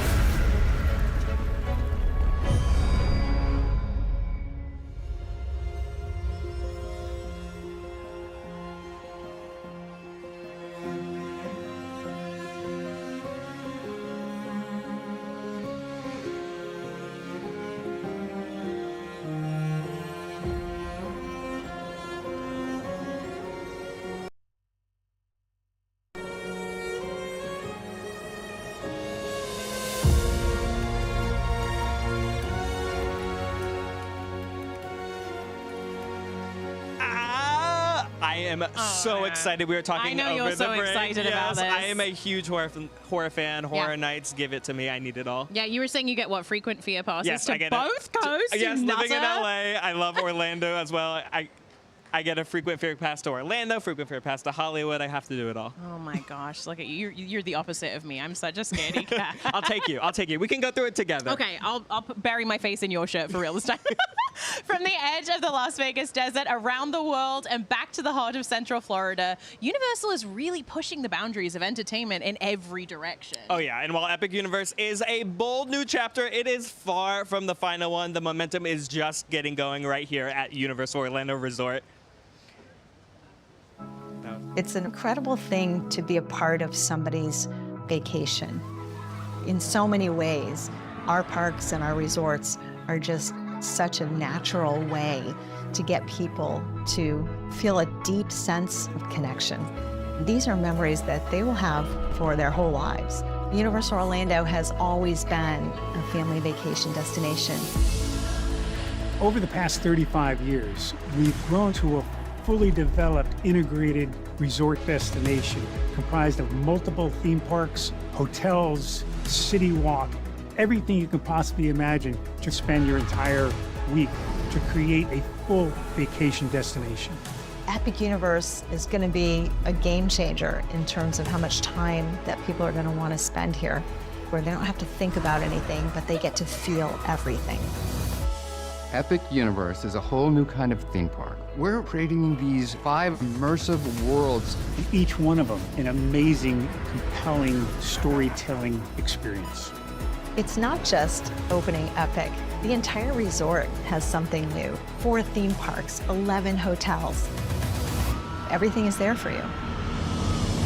It's taking the things that we've done particularly well and making them even better, and then introducing new stories, new technology. We push every boundary possible. You can be transported to a place that you've only dreamed. We're fired up by change. We thrive on change. And by going to Universal Orlando Resort, you get the total experience. In so many ways, our history, our present, and our future is the same. What we're always striving for is making people feel something very human and very connected, whether it's fear or joy or awe. We want to give that to them. There are already so many things in the works now. We have a slate of new attractions that were already in development for every one of our parks. We're already planning for the next thing at Epic. It fits with our ethos of making the next thing we do better than the last thing we did. This park, which has for years been ours, and then all of a sudden the park is open and it's not our park anymore. There is such joy that something you have wished for your whole life or only dreamed of actually becomes a reality. We are bigger and better than we've ever been before. Even though Epic feels a little bit like a finale, it really isn't. There's so much more to do and so many more stories to tell.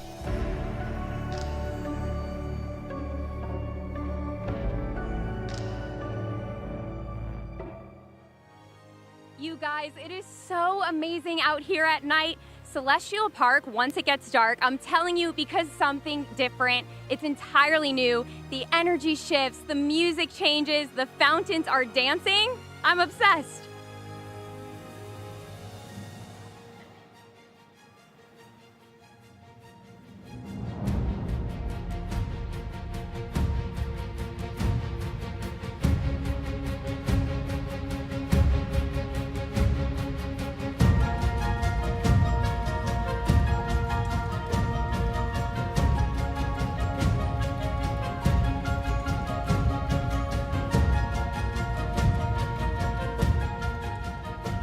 Stunning. I know, it's We so talked about it all striking. night, but the park literally transforms into a whole new park at night. A completely new experience, isn't it? The lights change, the music changes. I mean, the fountains, it just looks ethereal. Yes. Doesn't it? Not only in Celestial Park, but in How to Train Your Dragon Isle of Berk, Dark Universe, Super Nintendo World. The lighting Yeah. packages for all these worlds are incredible. Yeah, this truly is a park that I feel like it is almost an entirely different experience at night. You almost need to visit during the day and at night, or stay through the night, you know? Because sometimes the weather is a little better too. Sometimes There's the weather nice, is a little bit more cool forgiving. night breeze, yeah, yes. absolutely.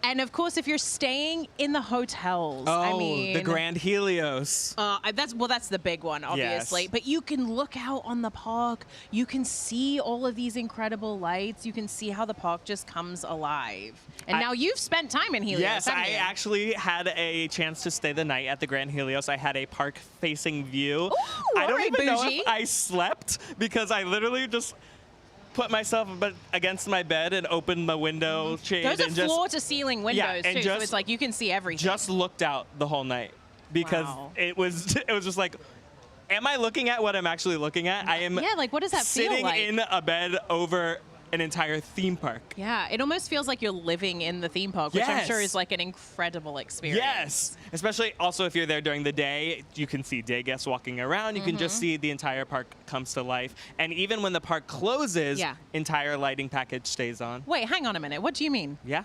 Are it you stays serious? until about midnight. The park Okay. does has to go to bed after all a little right, bit. I thought it just stayed on, and then they were like, well, it's morning now. Here we go. No, but it is truly incredible to just sit there and watch an empty theme park too, Yeah. especially after closing. Yeah. A great place to stay. Also, there are 2 other hotels Of close to course, Epic Universe. yeah. We have Stella and Luna. Yeah, Stella Nova, Terra Luna. Stella Nova and Terra Luna. I mean, I can speak from staying at Terra Luna. You can look out and you can see Epic Universe. Even from there, you Yeah. can see the lights. It's incredible. And it's so close. It's nice being as close you are to a park. Yeah, it's nice. It is really nice to be able to stay on property, and these 3 new hotels are an excellent opportunity to do that. So let's take a look at a video so we can take you inside the Grand Helios so you can see a little bit of what Patrick saw.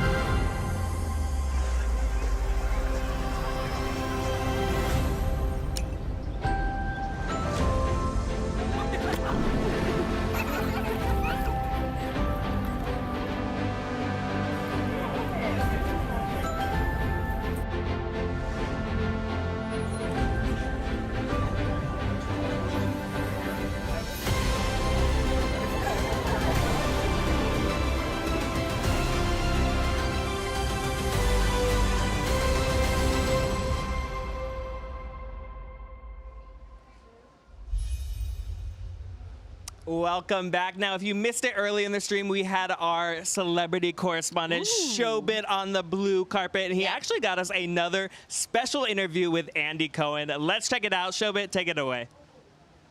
I'm here with the icon, Andy Cohen. Bravo, Real Housewives fame. You've done it all. You're the face of Bravo. I haven't written the rides at Epic Adventure yet. Oh, all right. I'm excited. Oh my gosh, I'm excited for you. And I know you went on a recent family vacay with Anderson Cooper. Yes, I did. And you learned a lot. And are your kids here right now? And like, what's it like going on a vacation with Anderson Cooper? That's another story. It's good. I know his moods. We travel very well together, as it turns out. But we had a great time at Universal, and we didn't get to see Epic Universe. So I'm so excited. It was like here taunting us from afar, and this was only 3 weeks ago. So I'm so excited to see what awaits. Are you excited? What are you most excited for? You know what? Harry Potter, and I think that's my #1 right now. All right, so we'll wrap this up so that Andy Cohen can go ride the Battle at the Ministry. Thanks so much for joining me, Andy. Thanks. Great to see you. Good to see you.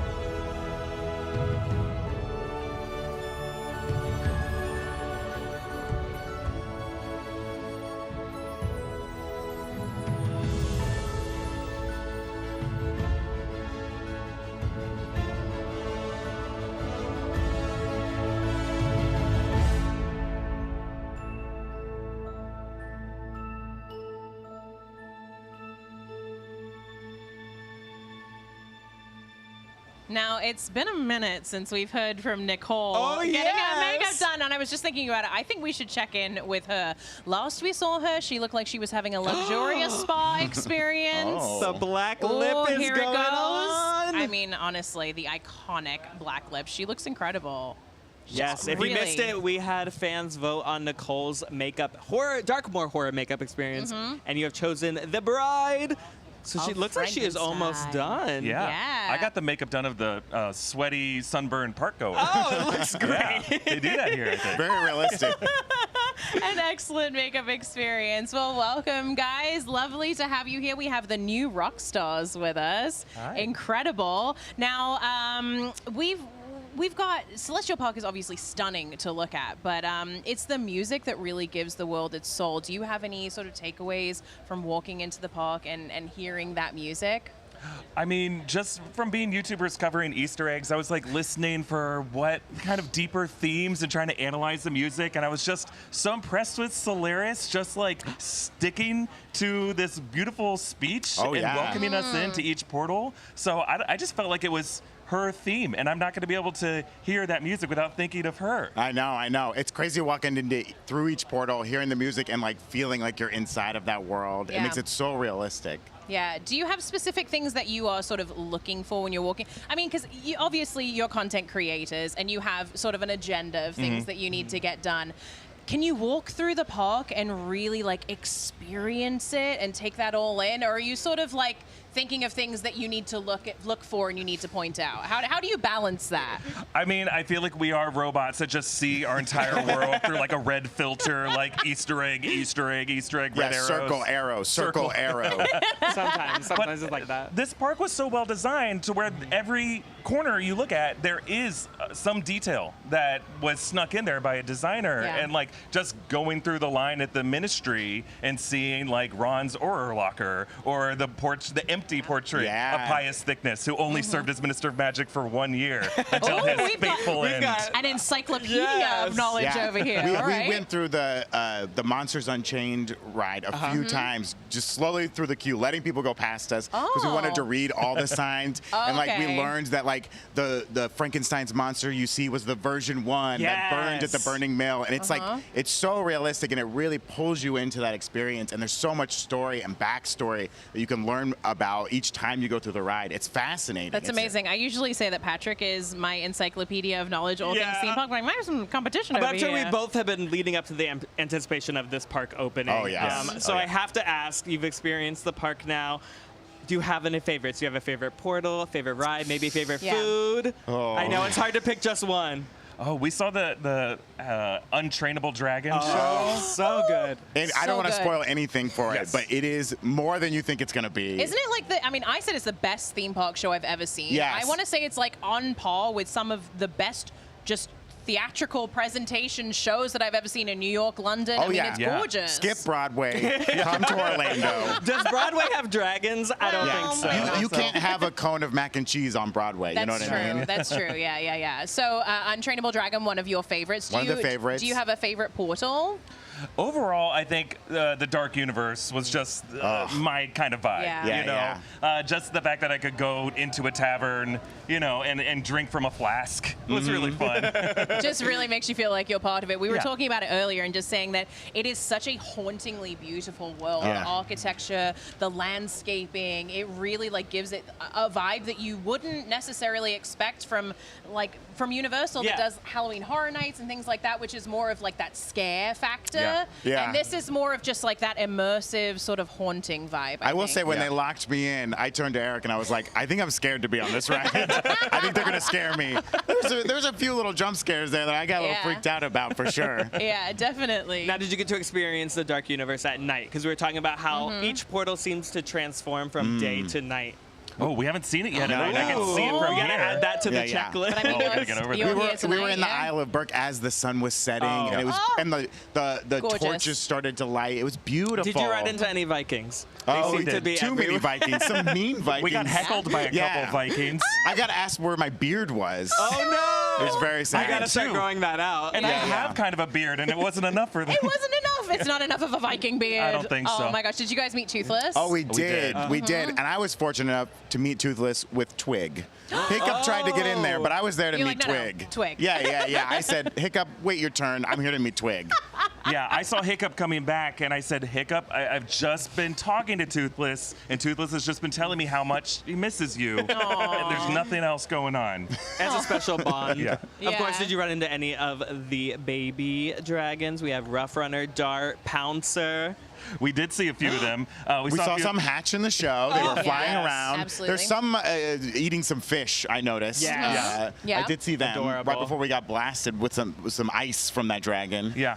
We kind of waited for too long, waited for something to happen until he blasted ice at us. Yeah, he blasted us with ice. We That's what got we're ice waiting for. blasted for sure. What about Super Nintendo World? I mean, we were talking earlier about how you walk in and it is overwhelming and overstimulating, but in the best way. Yeah. Oh, yes. 360 degrees. I mean, that is exactly what I'm talking about. Yeah. Where it's literally every corner has something everything you can touch, and it's interactive in some way, and everything feels like a game that you can play, and you really do feel like you're sucked into this world. Yeah, we got shrunk down at one point, which was insane. And luckily there was a red mushroom to get us back to normal size before we left. Perfect. But my fist is sore from punching all those blocks. I was raking up the coins. Were you? What was your high school? I think I have like 1,800 coins right now, which I'm sure people are dragging me for because that's not a lot. But I did that in just a few hours, and I'm impressed. It's not bad. Who's your power band character? I got Mario. Mario. Okay. What about you? I was Luigi, and that's what I wanted. Works. Okay. Yeah. We have Mario and Luigi right here. What's your power band? I got Donkey Kong. Oh. Listen, between all of us, we kind of have a say here. We have a I full said Princess Peach. I think,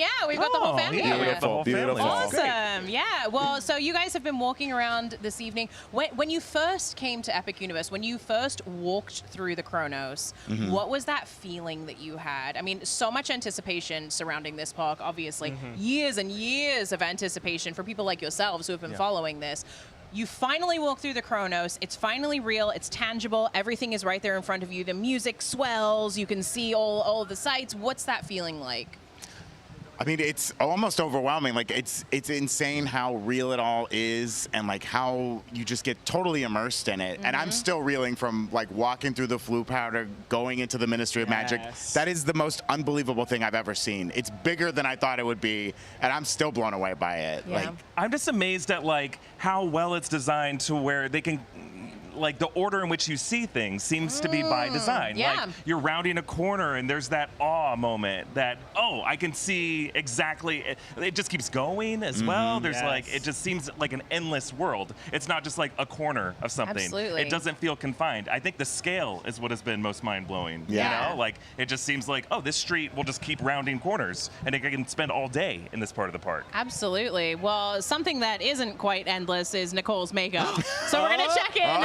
You like that segue, guys? You like it? Nicely done. So we're going to check in with Nicole over at the makeup. Oh, my gosh. I said I wanted all stitched up to win. I think that I was meant to be the bride of Frankenstein I think tonight. you were My girl too. Shay hooked me up, asked for her when you come to the Monster Makeup Experience, because this is everything I could have dreamed of. And if you're watching the live stream and you're in the chat, you're going to have to look at this all night. So you should be glad it came out as good as it did, because I definitely am. It looks incredible. I mean, I kind of wish she had the wig to match. Yeah, maybe we can do a wig. But she's looking really, really good. Absolutely. Yeah. So, Dark Universe. Do you have a favorite monster within Dark Universe? I mean, we've just seen the Bride. The Bride, I didn't realize has such a fan following. Oh, yeah. I mean, I know obviously Bride is gorgeous and she's got a long legacy here at Universal as one of the classic monsters, but I feel like the following has just exploded since she entered Dark Universe. when they opened the portal this morning and she hissed, I fell in love. That was it. Her hiss is iconic. You proposed on the spot. Oh yeah, Frankenstein better watch out because I'm coming for the bride. Amazing. I mean, does Igor count as a monster? Oh, Igor. I think Igor's my favorite. Oh, he called me a little freak. I loved it. Could be a the delightful little the freak. stuff that he says is just like you can't expect it. It's just like the unexpected coming at you. Yeah, and he's not going to try to please you or smart you or anything. No. You know, Yeah. you try to play with him, he'll be like, "Yeah, okay, have a bad day." Amazing. Strut off. Yeah. That is amazing. Well, thank you so much. Enjoy the rest of your night. Enjoy Epic. And earlier this evening, again, Showbit was on the blue carpet. He got us some more interviews. So let's check him out. Showbit, take it away. I'm here with Mark Crash McCreary and his son Connor, Dark Universe contributor and Rick Baker's protege. How does it feel to be here tonight? Amazing, just incredible. So you have done visual effects on some pretty big blockbusters like the Jurassic franchise. Sure, yeah. How is it different creating visual effects for a film versus creating it for a world like Dark Universe? You know, there really isn't a lot of difference. You're creating a character that fits in a world, and whether that's live action or on a film, it's all kind of the same kind of issues that you're dealing with. You know, yeah, it's all character development, and if you believe the character, then you've satisfied whatever medium it's in. It's truly beautiful here at Dark Universe. Thank you so much for joining me tonight. Appreciate it. Yeah, thank you yes, so much. Thank you. Have a great night. Thank you. Howie Mandel, host of America's Got Talent. Howie, how does it feel to be here tonight? You're mixing me up with Terry Crews. Terry Crews is the host of America's Got Talent. I'm just one of the judges. I'm one of the judges. But when bald always looks alike, right? Is that what it is? It's the hair. No. People think I'm Terry Crews, and it's also the guns. I know, I'm not. I'm just Howie Mandel. You're more beautiful, but don't tell Terry Crews that. I'm more beautiful? Yeah. I'm feeling especially beautiful. And I'm having a good time. I'm having an epic time. You're having an epic time, which is exactly what I want to ask you about. So you've been describing the new season of America's Got Talent, the upcoming 20th season, as epic. It feels like it's one of your favorite buzzwords, but we're here at Epic Universe, and I need to know, how would you describe Epic Universe? And you can't use the word epic. I can't use the word epic. Well, who made you the boss? I mean, I think it's the perfect word. It's got the, especially, I'm a big nut for roller coasters. And I think, and I'm not just saying, it is the best roller coaster you've ever ridden on. If you love thrill rides, what camera is this? Either one. What camera? This has been the best show I've ever been part of.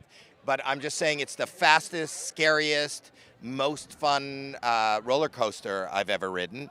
The food is the best food. It's not like normal, what you would think of amusement park food. I will come here just for dinner. It's far from where I live, but I would bring my wife here for an anniversary dinner.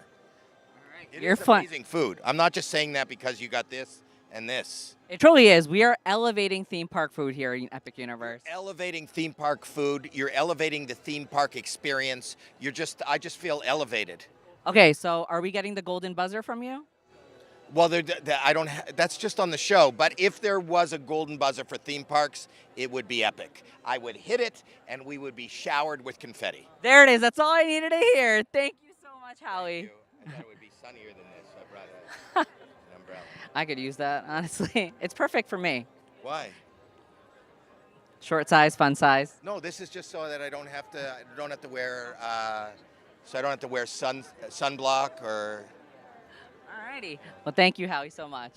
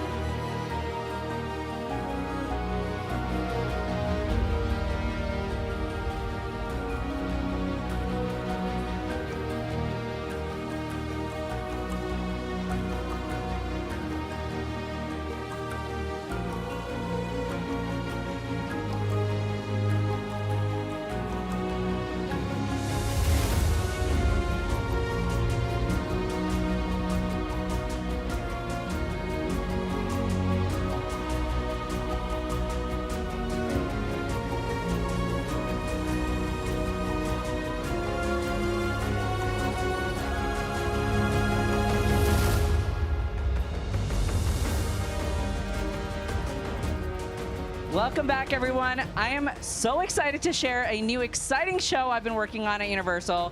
Co-Stars is a new YouTube series that follows celebrity co-stars as they go for a spin on Universal's most thrilling coasters while also getting to promote their projects.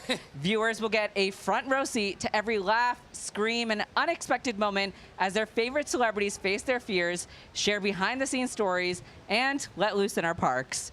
This is the show where we're dropping names, launching them, and dropping them again. And it's the hottest new stop on the Celebrity Press Tour. Joining me again, the Princes of Celestial Park, Bowen Yang and Matt Rogers, the very first guests of Co-Stars.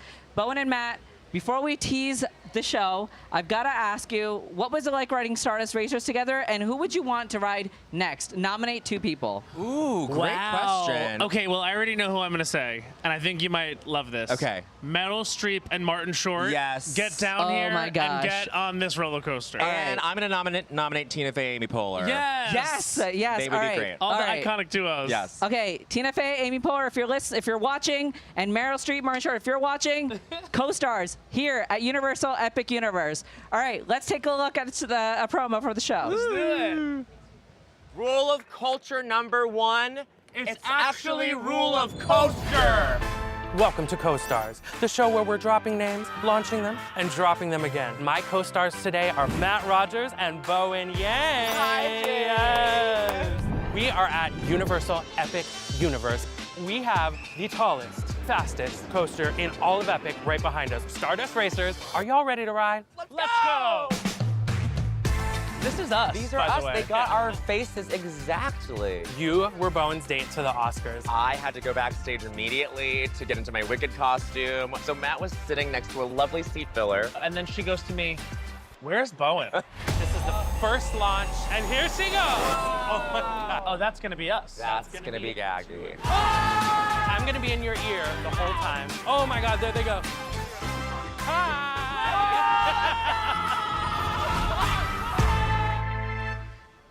Bowen Yang and Matt Rogers.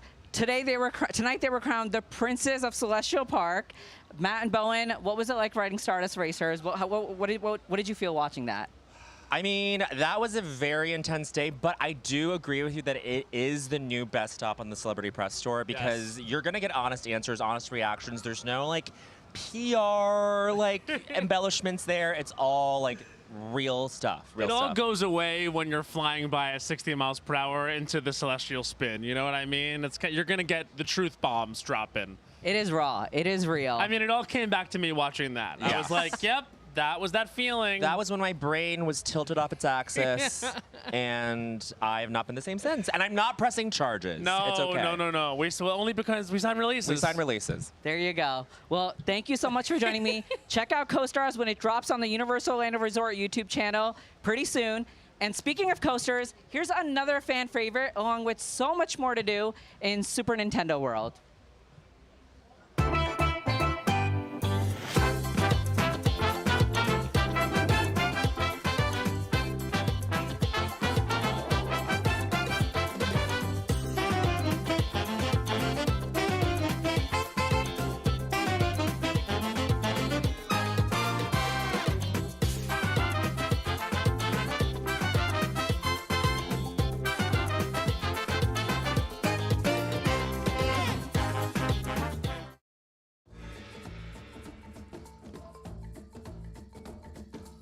Get ready to jump, roll, and crash through a lane like no other because we're diving straight into the action of Donkey Kong Country right here at Super Nintendo World. And we'll get to chat with someone who knows every barrel blast and jungle turn, creative director Andrew Padua from Universal Creative. Let's go.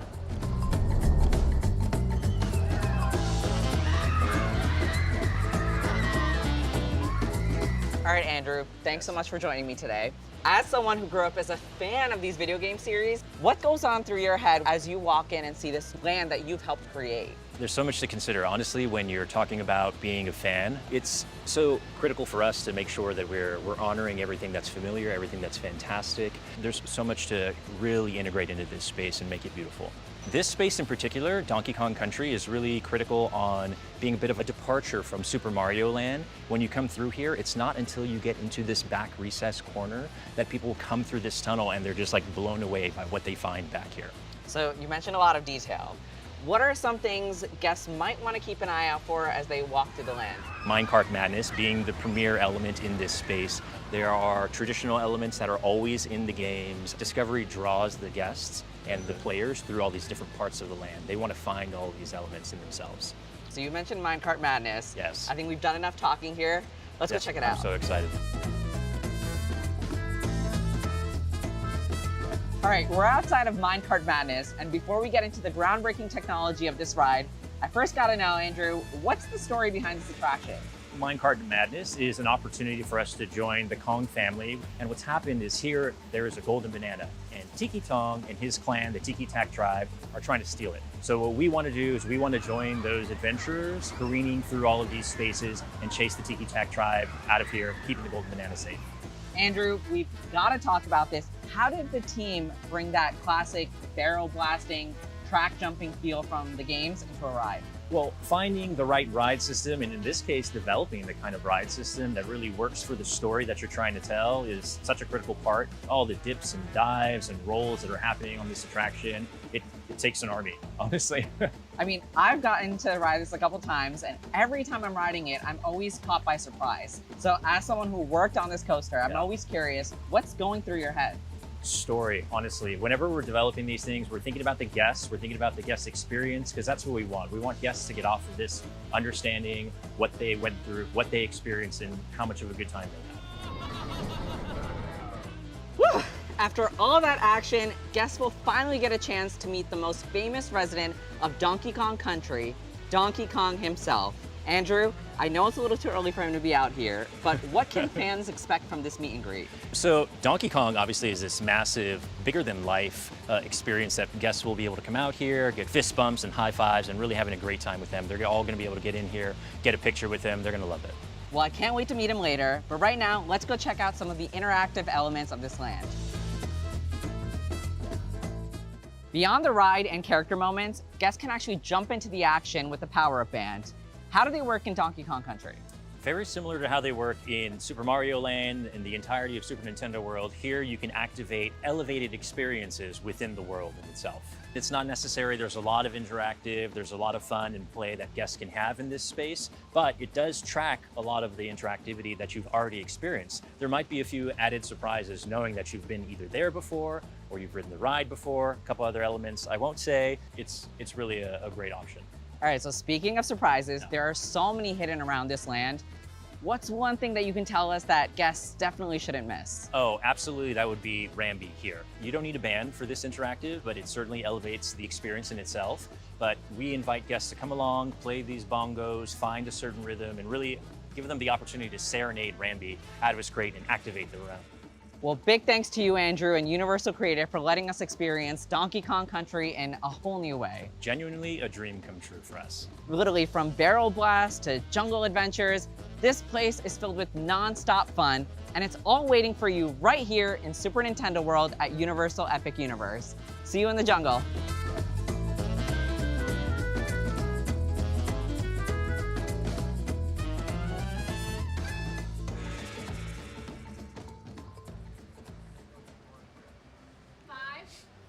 What a wild ride through Donkey Kong Country. And joining us now is the guy who helped build not one, not two, but 3 Super Nintendo worlds from the ground up. Welcome to the live stream, Andrew Padua. Oh, it's fantastic to be here. Thank you so much. Andrew, you've had a hand in all 3 Super Nintendo worlds. So Japan, yes, Hollywood, and now here in Orlando. So what's it been like watching this sort of evolve across the globe? It's been overwhelming, to be frank, and it's been a dream come true, honestly, like living out what feels like someone else's fantasy and what it is that they're perceiving, partnering with someone like Nintendo and being supported by Universal Creative completely to just go ahead with what yours and everyone else's dreams are. It's fantastic. It's yeah, we were talking earlier about how it's like, it's overwhelming and it's overstimulating in the best way once you walk through. Yeah. It makes sure to touch on all of the senses, not one is missed. Yeah, exactly. So how did you and your team carry the fun and the essence that is Super Nintendo into this physical experience? The truth is, what Nintendo has at its core is play and discovery. right? And so as we're working through all of that, as we're evolving it with the partnership with Nintendo, we're constantly reminded to come back to what it is. I mean, there's so much that can easily bog you down as you're doing something like this, but when you get to the root of it, it's always that reminder. They're always there for you. The team is always there for you. And what it is that we do, especially when you start seeing guests coming through there and seeing how they light up and go to pieces, and really just realizing this world that they've always imagined.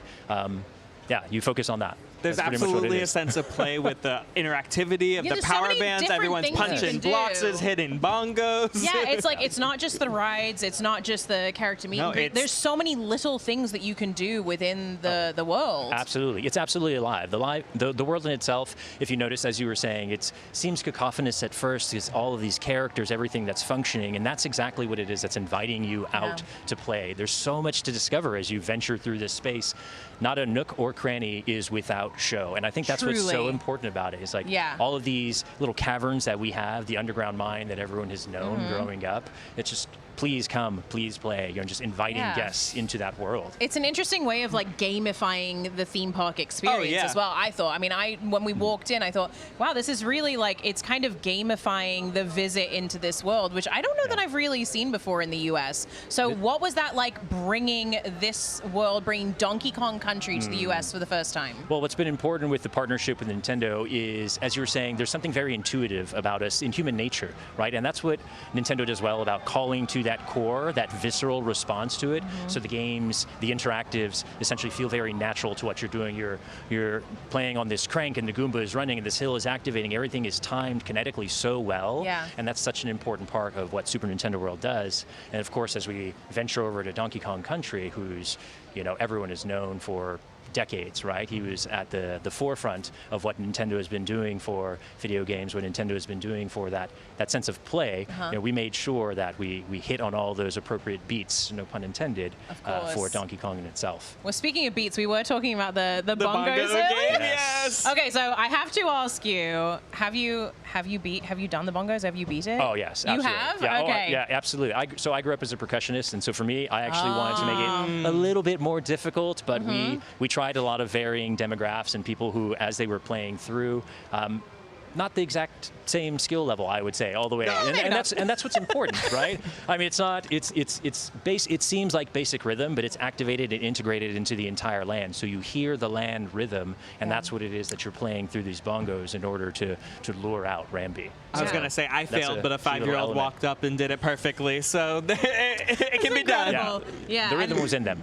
Yeah. Exactly. That really speaks to as well. You were talking about the land. It just like hits on all of your senses. I mean, truly. Walking through Donkey Kong Country for the first time, what was your feeling seeing it come to life? It's been, as I mentioned, overwhelming, just really evolving it. This is Donkey Kong Country in Super Nintendo World, the first time in the US, as you had mentioned already, and the whole world as a whole just really evolved and coming into this crescendo of an experience when you see all of the planting, the juxtaposition of Donkey Kong Country to Super Mario Land and Mario Kart Bowser's Challenge. In that space, they all have their own unique, iconic flair. They have that flavor for each space. In Donkey Kong Country, you see the planting going in, the waterfall starts coming down, and you're in a whole other world. It's amazing. Yeah, speaking of flavor, there are a couple of pretty famous desserts that are in Donkey Kong Country as well. Have you had a chance to try them? I have, yes. You have? Okay, so do you have a favorite? Well, obviously the Crush Cooler, right? Yeah. Of course. And then you can meet Donkey Kong. I got to meet Donkey Kong. Incredible experience. And have you ridden Minecart Madness? I haven't ridden it yet. I want to though, because I mean I'm not like I get scared really easily. All right, so I'm like I'm like a shows and experiences theme park goer. You know what I mean? Like I leave the rides to other people. But I was watching Minecart just watching it as a spectator. Yeah. And being immersed in the world as well. It feels like you're part of it anyway. But watching it, I thought, oh, I have to do this one. It skips the track. Yeah, people. I can tell you being on it and being in the first row, I was like, yes, I know there's a part where it jumps the track, but it gets you. It still gets you. It really every does. time. Yeah, as mentioned before, no screens. It's all very practical. Like you said, the show is so important, and the way that it's jumping over the track and all around you in this kinetic way. When you're in the land, just living, it's fantastic. Yeah, you have to do it. We have time. Absolutely. Let's go. Let's go right now. Off the chair. Andrew, thank you so much for being with us. Thank it's you. great talking to you. We appreciate it. Absolute pleasure. Now, if you really want to enhance your time in Super Nintendo Nintendo World, grab yourself a power-up band. Yeah, these bands are not required, of course, to enjoy Super Nintendo World, but with one, you can unlock interactive fun, unique challenges, and even special character moments. So before you start punching question blocks, here's how it all works. Welcome to Super Nintendo World at Universal Epic Universe, where your adventure gets even more exciting with the Power-Up Band. Come with me as I show you how these Power-Up Bands unlock interactive fun all across the land. With the Power-Up Band, you're a part of the action. It's how you'll collect digital coins and stamps, complete key challenges, and even unlock special surprises like custom character greetings. To get started, just tap your Power-Up Band at special locations throughout Super Nintendo World. Whether you're punching a question block or finding hidden surprises, there's always something new to discover. Some activities are just for fun, but others are key challenges. Complete 3 key challenges and you'll unlock the ultimate showdown against Bowser Jr. Keep track of all the coins, stamps, and keys you collect by pairing your Power-Up Band to Universal Play and the Universal Orlando Resort app. Plus, your band tracks your score on Mario Kart Bowser's Challenge. With the Power-Up Band, your character meet and greets get even more special. Some characters have enhanced greetings just for guests wearing bands. Here's a bonus. Your Power-Up Band also works as an amiibo accessory with your Nintendo Switch system, unlocking fun in compatible games. You can find Power-Up Bands right here in Super Nintendo World. Choose from your favorite character designs, Mario, Luigi, Peach, and more. With the Power-Up Band, you're ready to collect coins, complete key challenges, and discover all the hidden surprises waiting for you. Thanks for joining me, and get ready to tap, play, and power up your adventure in Super Nintendo World at Universal Epic Universe.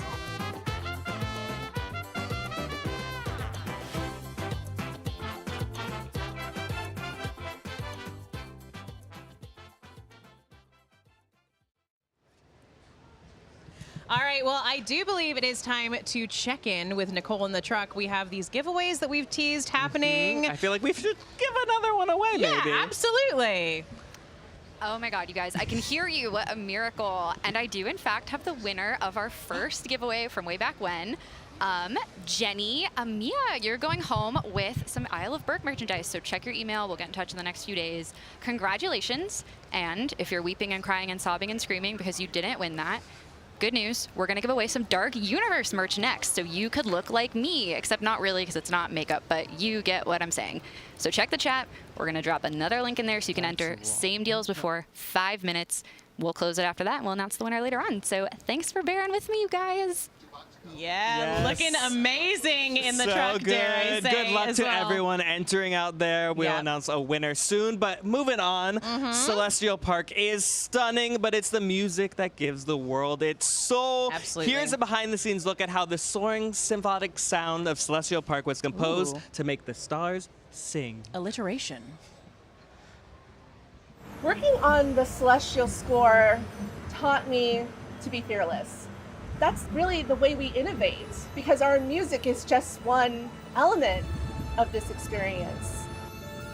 I'm Camille Coladonato, and I'm the senior media producer for Universal Epic Universe. So everything that you hear out of speakers, everything that you see on a screen, our team is responsible for.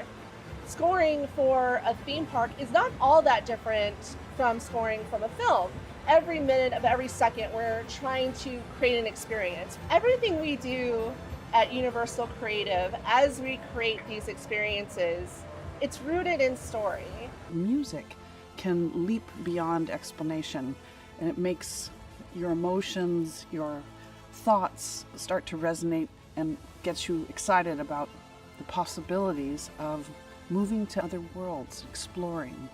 Celestial Park is the center of Universal Epic Universe, and it serves as a connection to all of the other worlds of Epic Universe.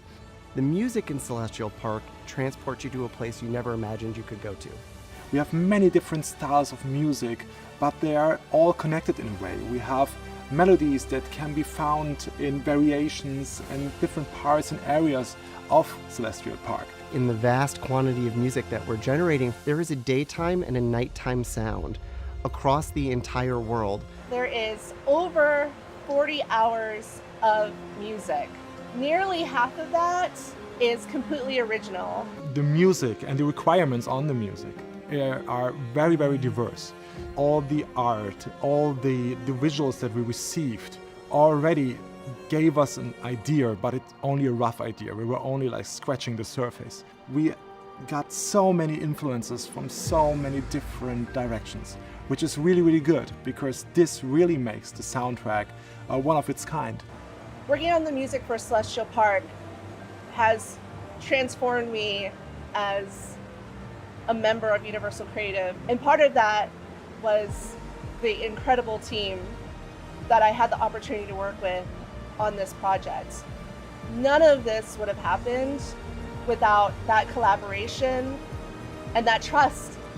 How we carry our themes throughout Celestial Park, how they transform and expand out and shape that journey all the way through the portal. It's epic and it's fun and it's adventurous. I can't wait for guests to hear this music. It's going to blow them away.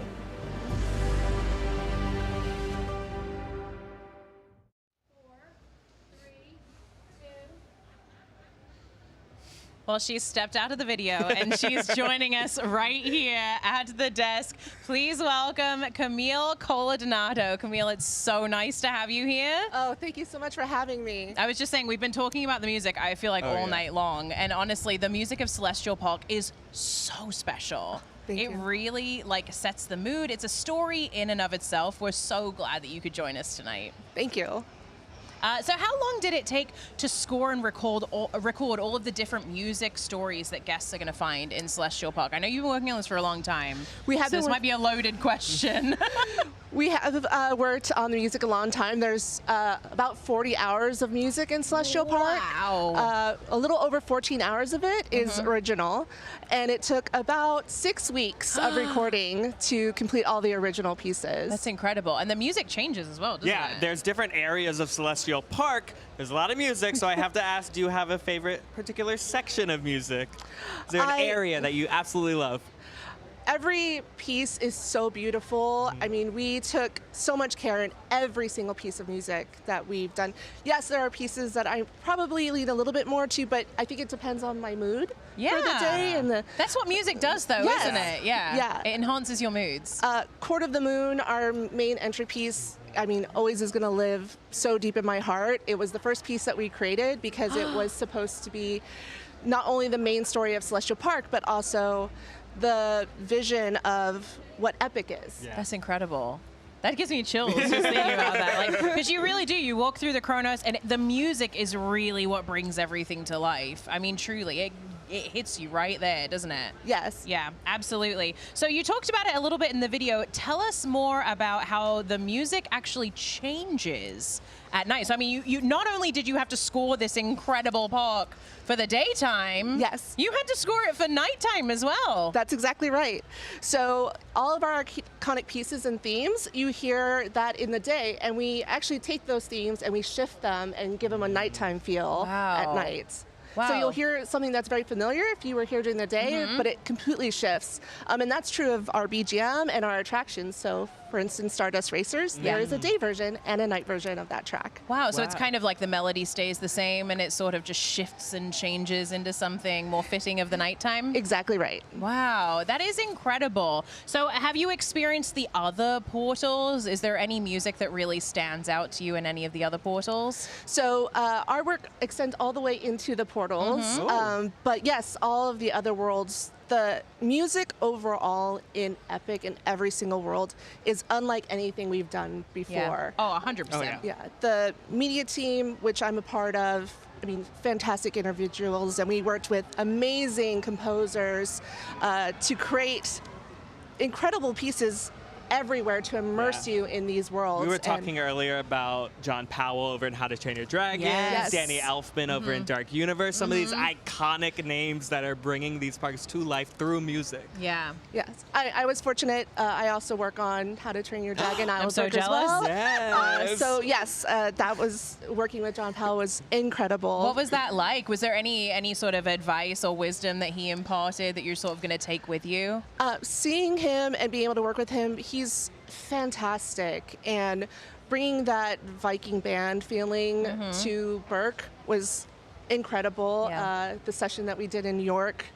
A real Viking band. Yes, we had a feeling of a Viking band that John put together. That's incredible. Yes. We were talking earlier about the Untrainable Dragon show and then all the music in that as well. Yeah. And every time I sobbed through the entire show. I'm not gonna lie. Sobbed every single time. But it's the music. It's like, I mean, if you were just watching it, it's stunning. It's gorgeous. Visually, it's amazing. But it's the music that really gives you that emotional response, I think. I mean, I agree, but I also disagree. I mean, like I said, like music is one portion of us creating these immersive experiences with Universal Creative. So we're heightening the experience with music. So the visuals, the ride programming is all part of it, and we fit right in there with the media and audio to help make that happen. Yeah, it's like you need every single part to come and together. right here in Celestial Park, we have the fountains who are going to this music as well. So it just adds another depth to that. Yeah, exactly. So going through Celestial Park, what do you hope guests take away from walking through and you know, because you have to keep coming into Celestial Park to go into the different portals. We had someone who described it earlier, I can't remember who it was, but described it as a palate refresher. Yes, it's the heartbeat of kind of Epic. It's the heartbeat, it's the palate refresher. What do you hope that guests kind of take away from the Celestial Park experience? I hope they feel the emotional gambit of being alive, because that is what we're here to do, is to ignite the thrill of being fully alive. And yes, our music is epic and it's adventurous and it's beautiful, but it's also calm and serene in places, and it's refreshing. And that's also, like I said, depending on my mood, there are places that I like to go and just refresh and be calm, because that is a part of being alive, is having those moments as well. I can tell you one of my favorite parts. We haven't talked about this, but jumping on Constellation Carousel. I don't know if it's not a normal can't believe we haven't carousel. talked about that yet. Oh my and gosh. that one as well. Anytime you ride, you could have a different score to your ride as well. And it changes at night, right? Yep. Yeah, absolutely. Oh, the lighting at night is incredible. It's again a different ride from day to night. Yeah. So do you have a place within Celestial Park where you can go and sit just to kind of just take a breath, center yourself? I think my favorite place for that is right outside Atlantic. Our piece there is, you know, a little bit of fusion of Court of the Moon. We simplify it, but also have this kind of fun, plunky vibe. Nice. And watching the fountains and being outside of Atlantic with how beautiful it is and seeing Kronos and Luna, that's one of my favorite spots. That's incredible. Camille, thank you so much for being with us. We've enjoyed talking to you so much. The music of Celestial Park is truly unforgettable, and we loved getting a glimpse into how it all came together. Yes. Now, if you're anything like us, you're probably already thinking about how you can take a piece of Epic Universe home with you. Luckily, Showit caught up with Justin LaFoe, Global Merchandise and Retail Officer for Universal Products and Experiences, to give us an exclusive look at the epic merchandise that's here for you. Epic adventures deserve epic souvenirs, and here at Universal Epic Universe, the merch is on a whole new level. Today I'm joined with Justin LaFoe from Universal Products and Experiences Global Merchandise Team to show us what's in store. Justin, thanks so much for joining me. It's such a pleasure to be here with you today.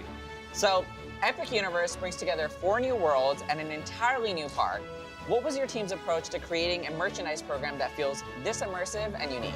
Well, first of all, I'm so excited to represent that team today because they went deep into story for what you're about to see to really extend the worlds that our guests will experience at Epic. So the moment you walk into a shop, you're not just buying merch, you're stepping deeper into the world itself.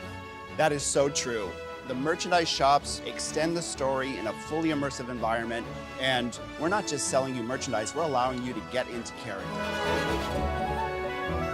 Let's talk fan favorite finds, starting with something that caught my eye right away. Talk us through the Parisian influence of the Wizarding World of Harry Potter Ministry of Magic collection. Well, one of my favorite items is the Phoenix Arch wand, and you'll note that this Phoenix is actually on the arch when you walk through to get to the world. This is one of our interactive wands, and it's exclusive to the park. It's beautiful. I mean, there's such a larger-than-life feeling as you walk through that arch, and I just love how it's captured on this wand. Doesn't it make you feel powerful? Very powerful. So let's walk over here. Let's see what's going on here. Check out these 1920s vintage-inspired robes. I just love the texture of the trim. It's beautiful. And what about these wand holders? This is perfect anytime you need your wand at the ready. You never know when you're going to need to duel.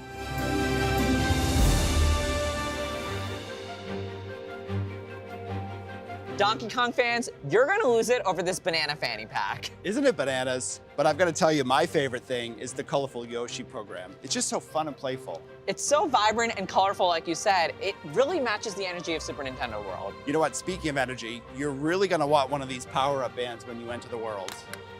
Wow. You know, I've gotten to use the power-up bands in Super Nintendo World, and it's been so fun getting to unlock all the interactive elements of the world.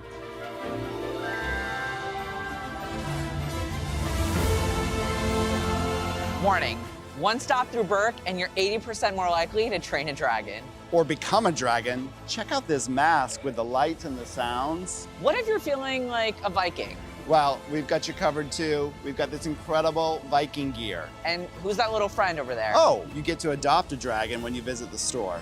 It's really the perfect companion for your park day. And talk me through this hoodie. This is a really incredible piece. Just look at all this detail with the scales and the spikes and the talons. And check out those eyes on the hoodie. Yeah, you kind of got to get to wear Toothless, and perfect for when you're ready to take flight. So what do you think, dragon or Viking? You know, I'm feeling more like a dragon today, and in fact, I brought a little friend of my own.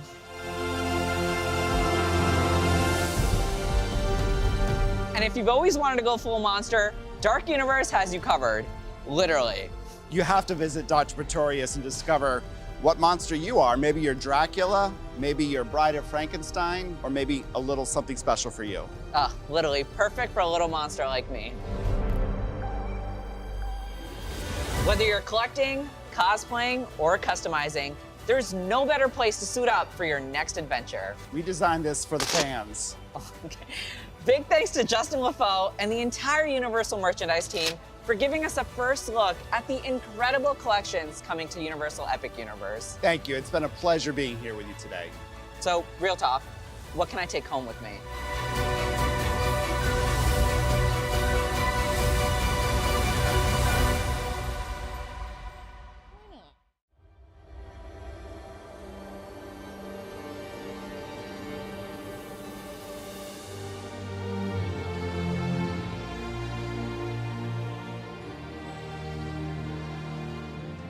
Well, hey everyone, they have let us out from behind the table. Yeah, we're free. We're behind another table now, but this one is slightly more exciting. They saw a bunch of merch in the video, but Absolutely. we have a bunch of merch in front of us as well. Yeah, Some I mean, very you exciting as I have items. said, have an encyclopedia of knowledge on this park. So how about we start left to right and kind of talk about Okay. what we've got here. We're going to start over here in the Wizarding World. We have, of course, we're in 1920s Paris. So can't come to Paris without berets. A beret on your head. And every beret will also match your Hogwarts house. So we Amazing. have Hufflepuff berets, we have Ravenclaw berets, Gryffindor. Mhm. Here's the Ravenclaw. Very What nice. house are you? Okay, so listen, I was a Slytherin, and then I got married, and my husband corrupted me, and now I'm a Gryffindor. Wow. And I'm not happy about it. So I don't know what that says about me. What about you? I am a proud Hufflepuff. You know, I could have. So clocked that. I'll go with the Hufflepuff I could have clocked that. beret. We also have brand new wand holsters. If you're walking around Wizarding World, sometimes you need to put your wand away really quickly. Yes. You can now wear a wand holster.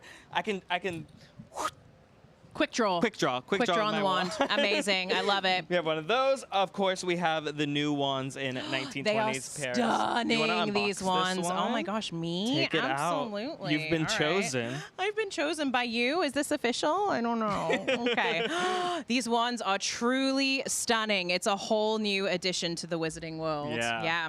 With new interactive wand activation points too throughout the entire area. Yeah. Iconic. Absolutely. We've got some T-shirts if you want to be an Aurora. Yes. Yes.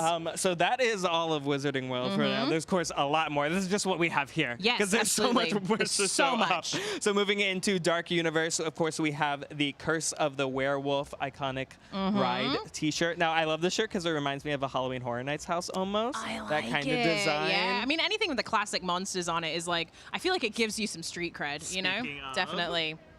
Classic monsters right Very here. nice. I love that.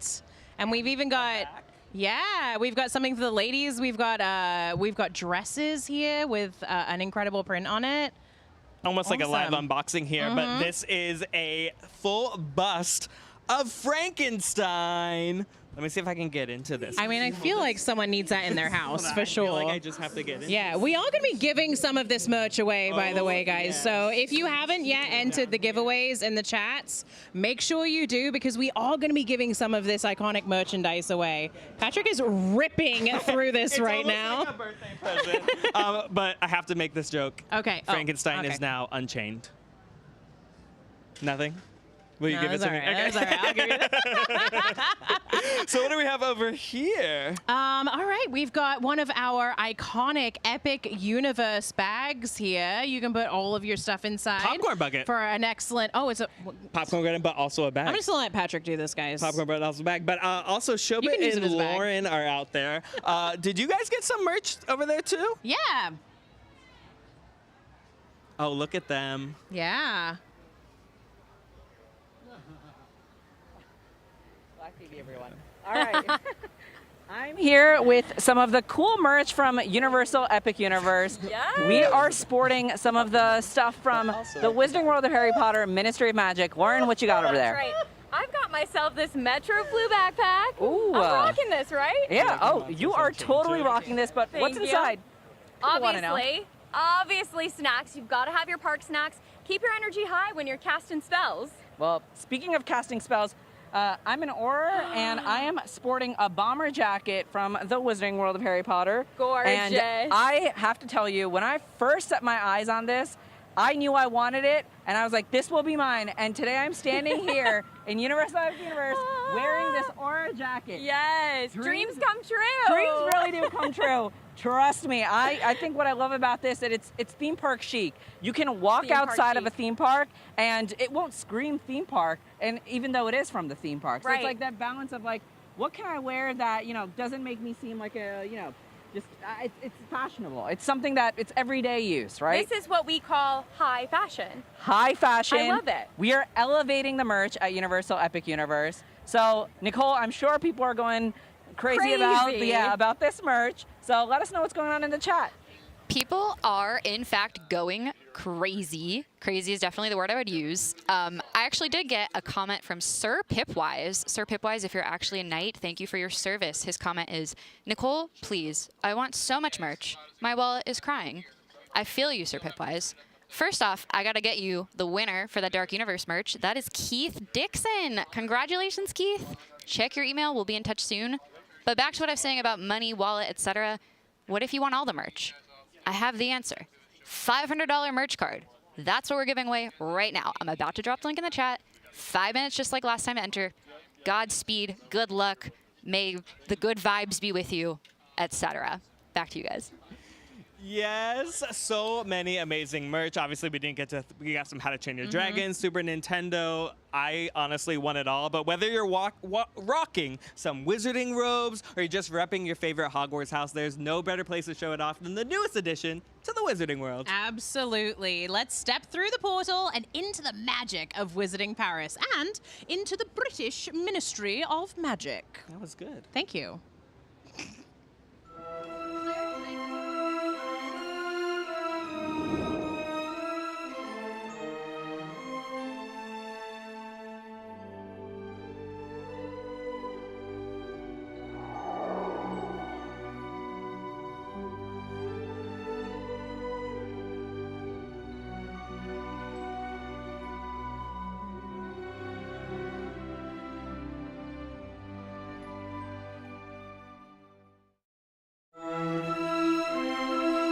Welcome to the Wizarding World of Harry Potter, Ministry of Magic, where magic, mystery, and adventure all await on the wizarding streets of Paris to the British Ministry of Magic, all here at Universal Epic Universe.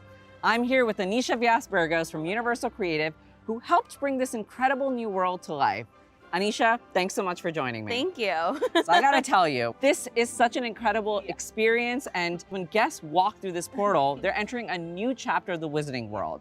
What was the vision behind creating the Ministry of Magic experience? So we were so excited to build on everything that we've done so brilliantly at our past parks and bring to life basically the third experience of the Wizarding World of Harry Potter. We really wanted people to feel like they were in the middle of 1920s Wizarding Paris. It was incredible to be able to partner with the teams behind the film series and to be able to bring it into real life. And we were so lucky to be able to take from the iconic Fantastic Beasts films as well as the original Harry Potter movies and books as well. And then we had the amazing, amazing honor to be able to build on the Harry Potter franchise. You really get to see that final piece of the story that you never got to read in the books or see in the movies. And you can really only experience it here at Universal Epic Universe. And speaking of unforgettable adventures, you'll want to hold on to your wand because it's time to dive into Harry Potter and the Battle at the Ministry. Ready? Yep, let's do it.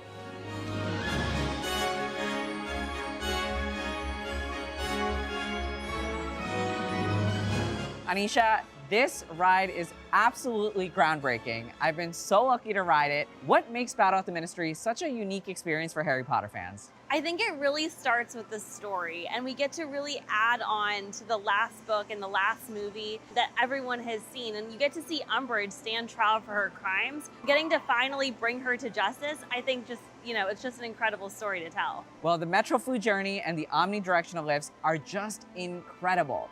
How was the technology designed to match the magic of the ride story? There are so many different new technologies that we've brought to life to bring everything together in this attraction. I think when guests first board the elevator lift, there's all sorts of new motions that they're gonna feel that they've never felt before. We've put them in these incredibly immersive environments that are larger than life and blended so many different types of technologies to really bring them together. It really comes together beautifully. So speaking of larger than life, one of my favorite pastimes is to stand outside the Metroflu and just witness the shock and awe that guests have as they enter the Ministry and see the level of detail and scale.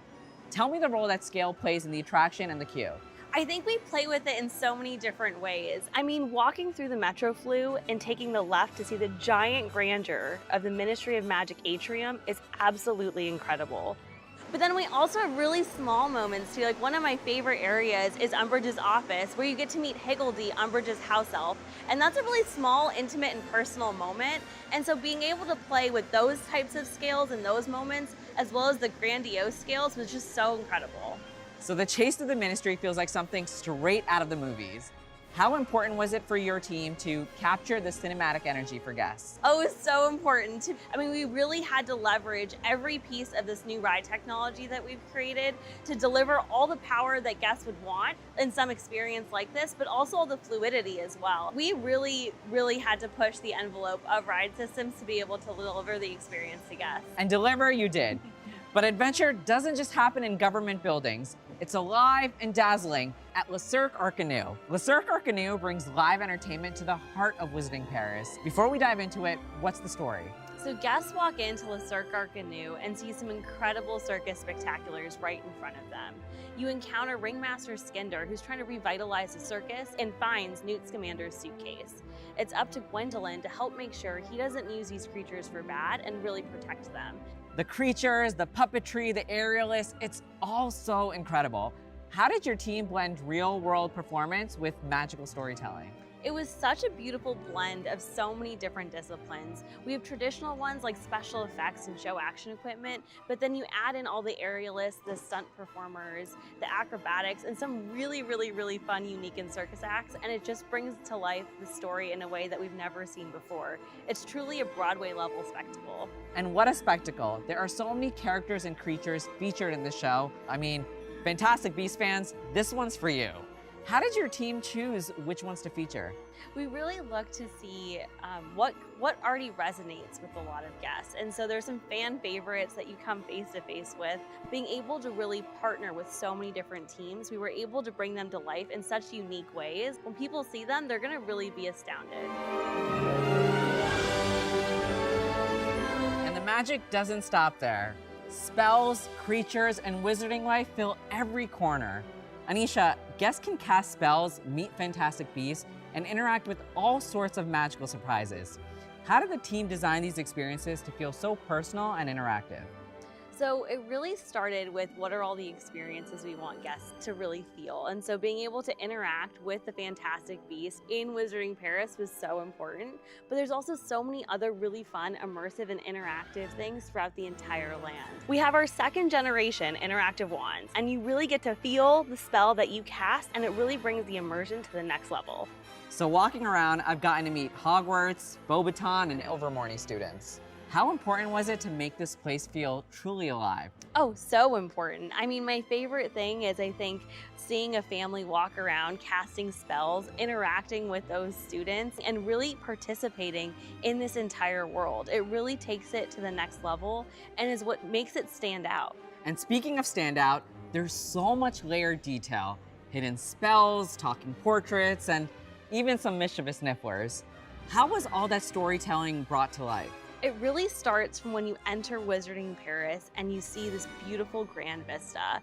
In designing the entire Wizarding Paris, the team really focused on what are all the different stores that would be here.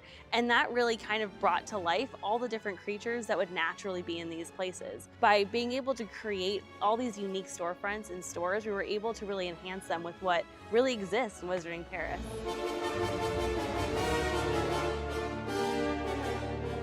All right, Anisha, before you go, I've gotta ask, there's already so much buzz and positive reception surrounding the Wizarding World of Harry Potter Ministry of Magic. How does it feel hearing that and knowing that your work is now going to be a part of Guest's Universal story? It's honestly so special.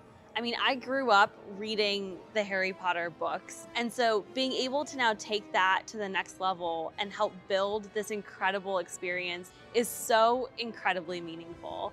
From casting spells to a chase through the depths of the British Ministry, the Wizarding World of Harry Potter Ministry of Magic is a breathtaking adventure through magic, wonder, and imagination. Big thanks, Anisha, for giving us this exciting first look. Thank you, I had a great time. And get ready to discover the magic and make it your own in the Wizarding World of Harry Potter Ministry of Magic here at Universal Epic Universe.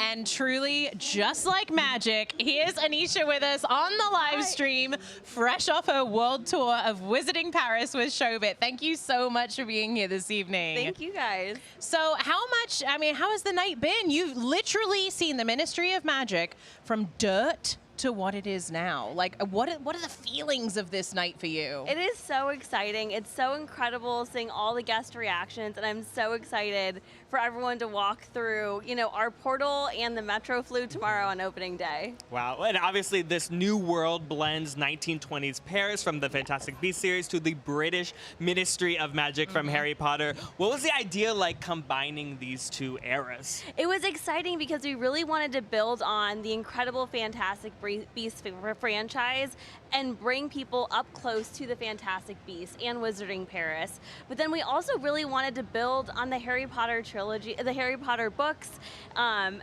the entire movie series by adding in that last chapter where you get to finally see Dolores Umbridge go to trial for her crimes. So it was just so exciting to get to kind of blend two different humongous franchises for the Harry Potter Wizarding World. Thank you so much for being with us, Anisha. We appreciate hearing from you. Thank you, Enjoy guys. your night. Thank you. Now, speaking of spells, Showit was out wand shopping the other day, and well, let's just see who he ran into. Oh, yeah. I'm here in the Wizarding World of Harry Potter Ministry of Magic at Universal Epic Universe. And before I start casting any spells, there's one very important thing I need. A wand. Lucky for me, Cosme's shop is open, and I hear she has an eye for finding the perfect match. Come with me.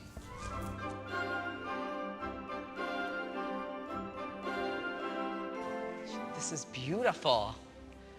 Oh my gosh, there's so many wands. Oh, where do I start?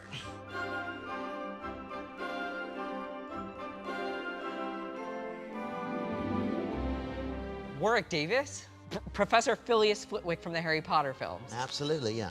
I can't believe I'm standing in your presence right now. I'm on the search for a wand, and I don't even know where to start.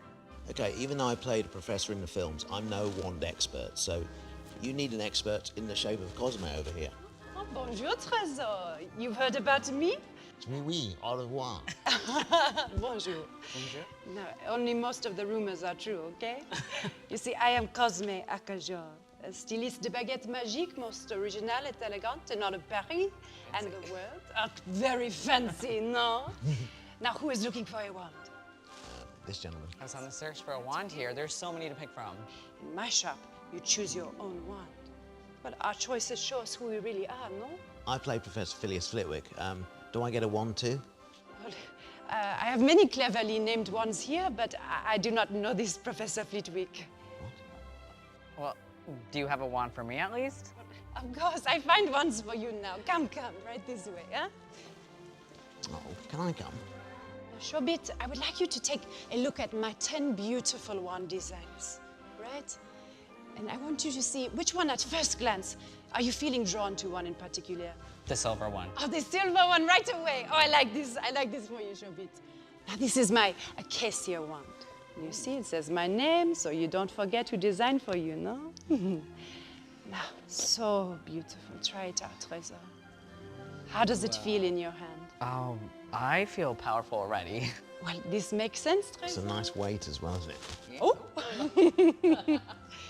Now, this is a very powerful wand. Very protective, very loyal. Just like me. Oh, look at that, Trésor. Do you think you have chosen your wand? I think the wand chose me. As long as you choose it back, Trésor. And choose I do. I'm so glad. You know, I'm really digging this wand. I'm glad you like it. It's important that you feel attached to that wand. I'm very attached, all right? This is sleeping with me. Good. Well, let me see you hold it properly. No, that's not You're gonna have to teach me. Okay, the grip is important. Into here like this. So it connects with the wizard. And your intention can flow through the wand. All right, that was very impressive. Let me try. That's pretty good. All right. Okay, let's try some real magic now. All right, so let's try it here. Okay, wish me luck. Good luck. Renovate. Look at that. That's Look it. at that. All right. Okay. I'm learning from the best. All right. You're doing very well. Thank you. Thank you. You're an excellent student, should I say. You've been a part of the Wizarding World for such a long time. What's it like seeing fans walk into this world and feeling the magic for the very first time? Well, it's lovely that fans can get the same experience we as actors got the first time we walked onto the actual sets as well, because these environments are so real and so immersive. It's as if you were there as part of the films, isn't it? So, when you think back to filming the Harry Potter movies, did you ever think that the Wizarding World would grow into a world like this? And it's lovely for me, even though I was in the film, to actually come back here and experience this as well, because it still gives me the same sense of wonder as it does for anybody, I think. What do you hope people feel when they step into the Wizarding World of Harry Potter Ministry of Magic? Well, I would hope they feel amazed and immersed in this environment, in this world that they've seen on screen, and now they can walk through these gates down here and become part of this world. Warwick Davis, magical legend, spell coach, and absolute icon. Thanks so much for sharing the magic with me today. I'll tell you what, it's been epic. And if you've ever dreamed of stepping into the Wizarding World yourself or casting spells, this is where the magic lives. Come experience it for yourself in the Wizarding World of Harry Potter Ministry of Magic here at Universal Epic Universe.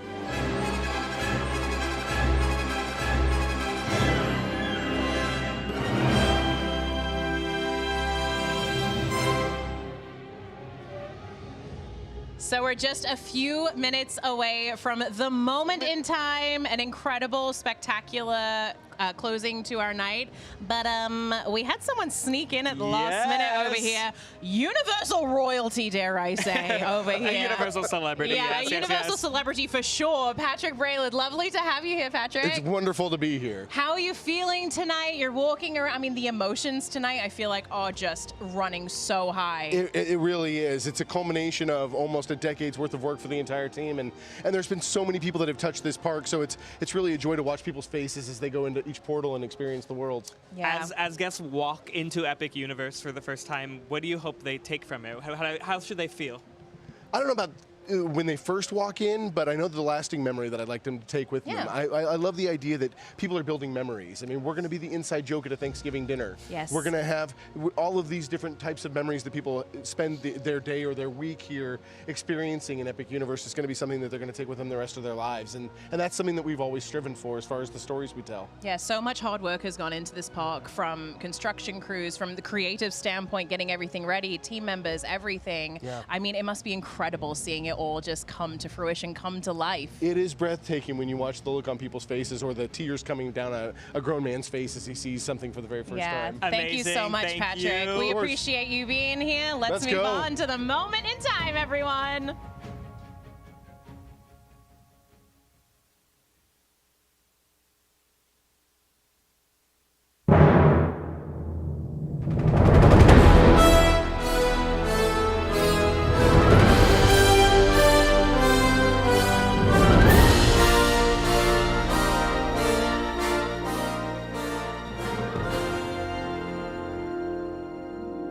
Good evening. I'm Mark Woodbury, Chairman and Chief Executive Officer of Universal Destinations and Experiences.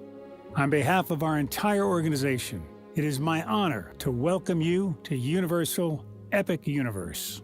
This moment marks a significant milestone in our company's journey to redefine the theme park experience for our global audience and for generations of families to come. It would not have been possible without the vision and support of our corporate leadership at Comcast NBC Universal, our colleagues at Universal Pictures, DreamWorks, as well as our partners at Nintendo, Warner Brothers Discovery, the Lowe's Corporation, and state and local officials. What you have seen, felt, and experienced tonight is the product of the immense creative talent, technical prowess, and operational excellence of all of our incredibly dedicated teams at Universal Destinations and Experiences. To all involved, I want to extend our heartfelt gratitude. Now it is my pleasure to introduce my good friend and our creative consultant, Steven Spielberg. Mark, thank you. In each of us lies the desire to explore new worlds in search of adventure, joy, discovery, and even to face our fears. Through amazing stories and unforgettable characters, we are introduced to these incredible worlds we only dare imagine, and in the process, we discover the hero in ourselves. Universal Epic Universe has brought those worlds to life. All the sights, sounds, and feelings you've come to love in a way that can only be described as epic.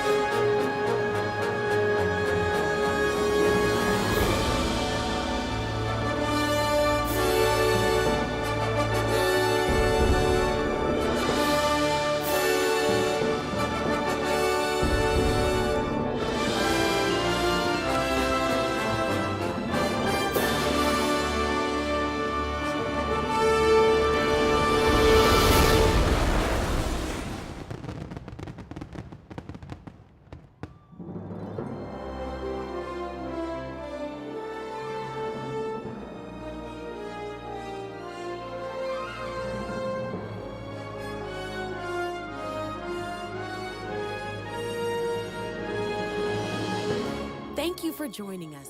This memorable evening would not have been complete without you.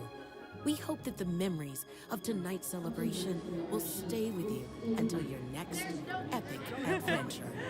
Well, everyone, I genuinely sobbed through that entire thing, so my makeup is all over the place.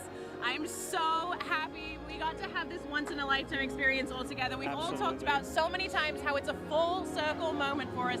So really quick, I just want to find out what our favorite moments of the evening were. Showit, do you have a favorite moment this evening? I mean, apart from this, I think my favorite moment was just getting to celebrate the grand opening of this with everyone and just seeing everyone's smiles as they walked into Epic Universe. I think that's the most fulfilling moment. Yeah, sharing this park with the world. Absolutely, Nicole and Lauren. I'm so sorry. Our brains are mush at I this was like, point. Nicole, she's in a truck somewhere. How is Nicole? Is she crying? Well, I'm sure she is. Probably. But Lauren, did you have a special moment from tonight? I need like so many 5 to 10 business days to recover from Truly. this. I don't know, everything has been so special, right? Like, we've been talking to people for the last several weeks, people who've been working on this for years, and now we get to see everything from their head, these creative minds. It's here, like we're playing in it, we're adventuring in it. This is it. This is epic. Yeah, absolutely. Patrick, my partner in Yes. crime, thank you so much. Oh, thank you. How was it tonight for you? What was your favorite part? I mean, obviously incredible. We talked to all the creatives who helped bring this park to life. It wouldn't be here without them, so that was very special. And you, what was your special moment, Layla? Oh my gosh, I mean, obviously working with all of you, working with our incredible production crew on this live stream. I also want to give it up for the team members here at Yes. Epic Universe. They have worked so hard to bring this park to life. They are constantly making things better for everyone. I mean, they walk through here and they're here just to give you guys that epic experience. So seeing all of this come together for them has been the most fulfilling part for me, truly. And it is an incredible night here tonight. Thank you so much for joining us here. We've talked to all our creatives. We've talked to some incredible VIPs, some celebrities. Showit, you were out there killing it on the blue carpet. But it's not over yet because No. we'll be back tomorrow morning for the official opening day of Epic Universe. 7:30 a.m. Eastern. Make sure you tune in again. We're going to be opening Epic Universe to the guests, which is really what it's all about, right? Absolutely. So you guys get to experience this on opening day. 7:30 a.m. We're not going to sleep much tonight. No, I we're don't not. think. Not after that. But we will be back here with you guys. We will be crying happy tears for sure. Absolutely. We appreciate you guys hanging in there with us. This was honestly the most epic live stream Universal Orlando has ever done. It was an Truly. undertaking.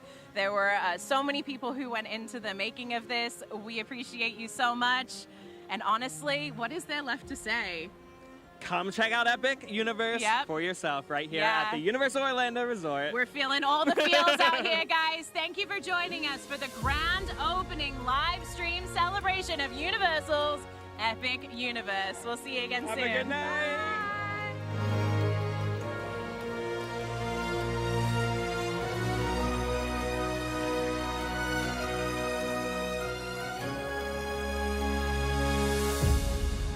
Good evening.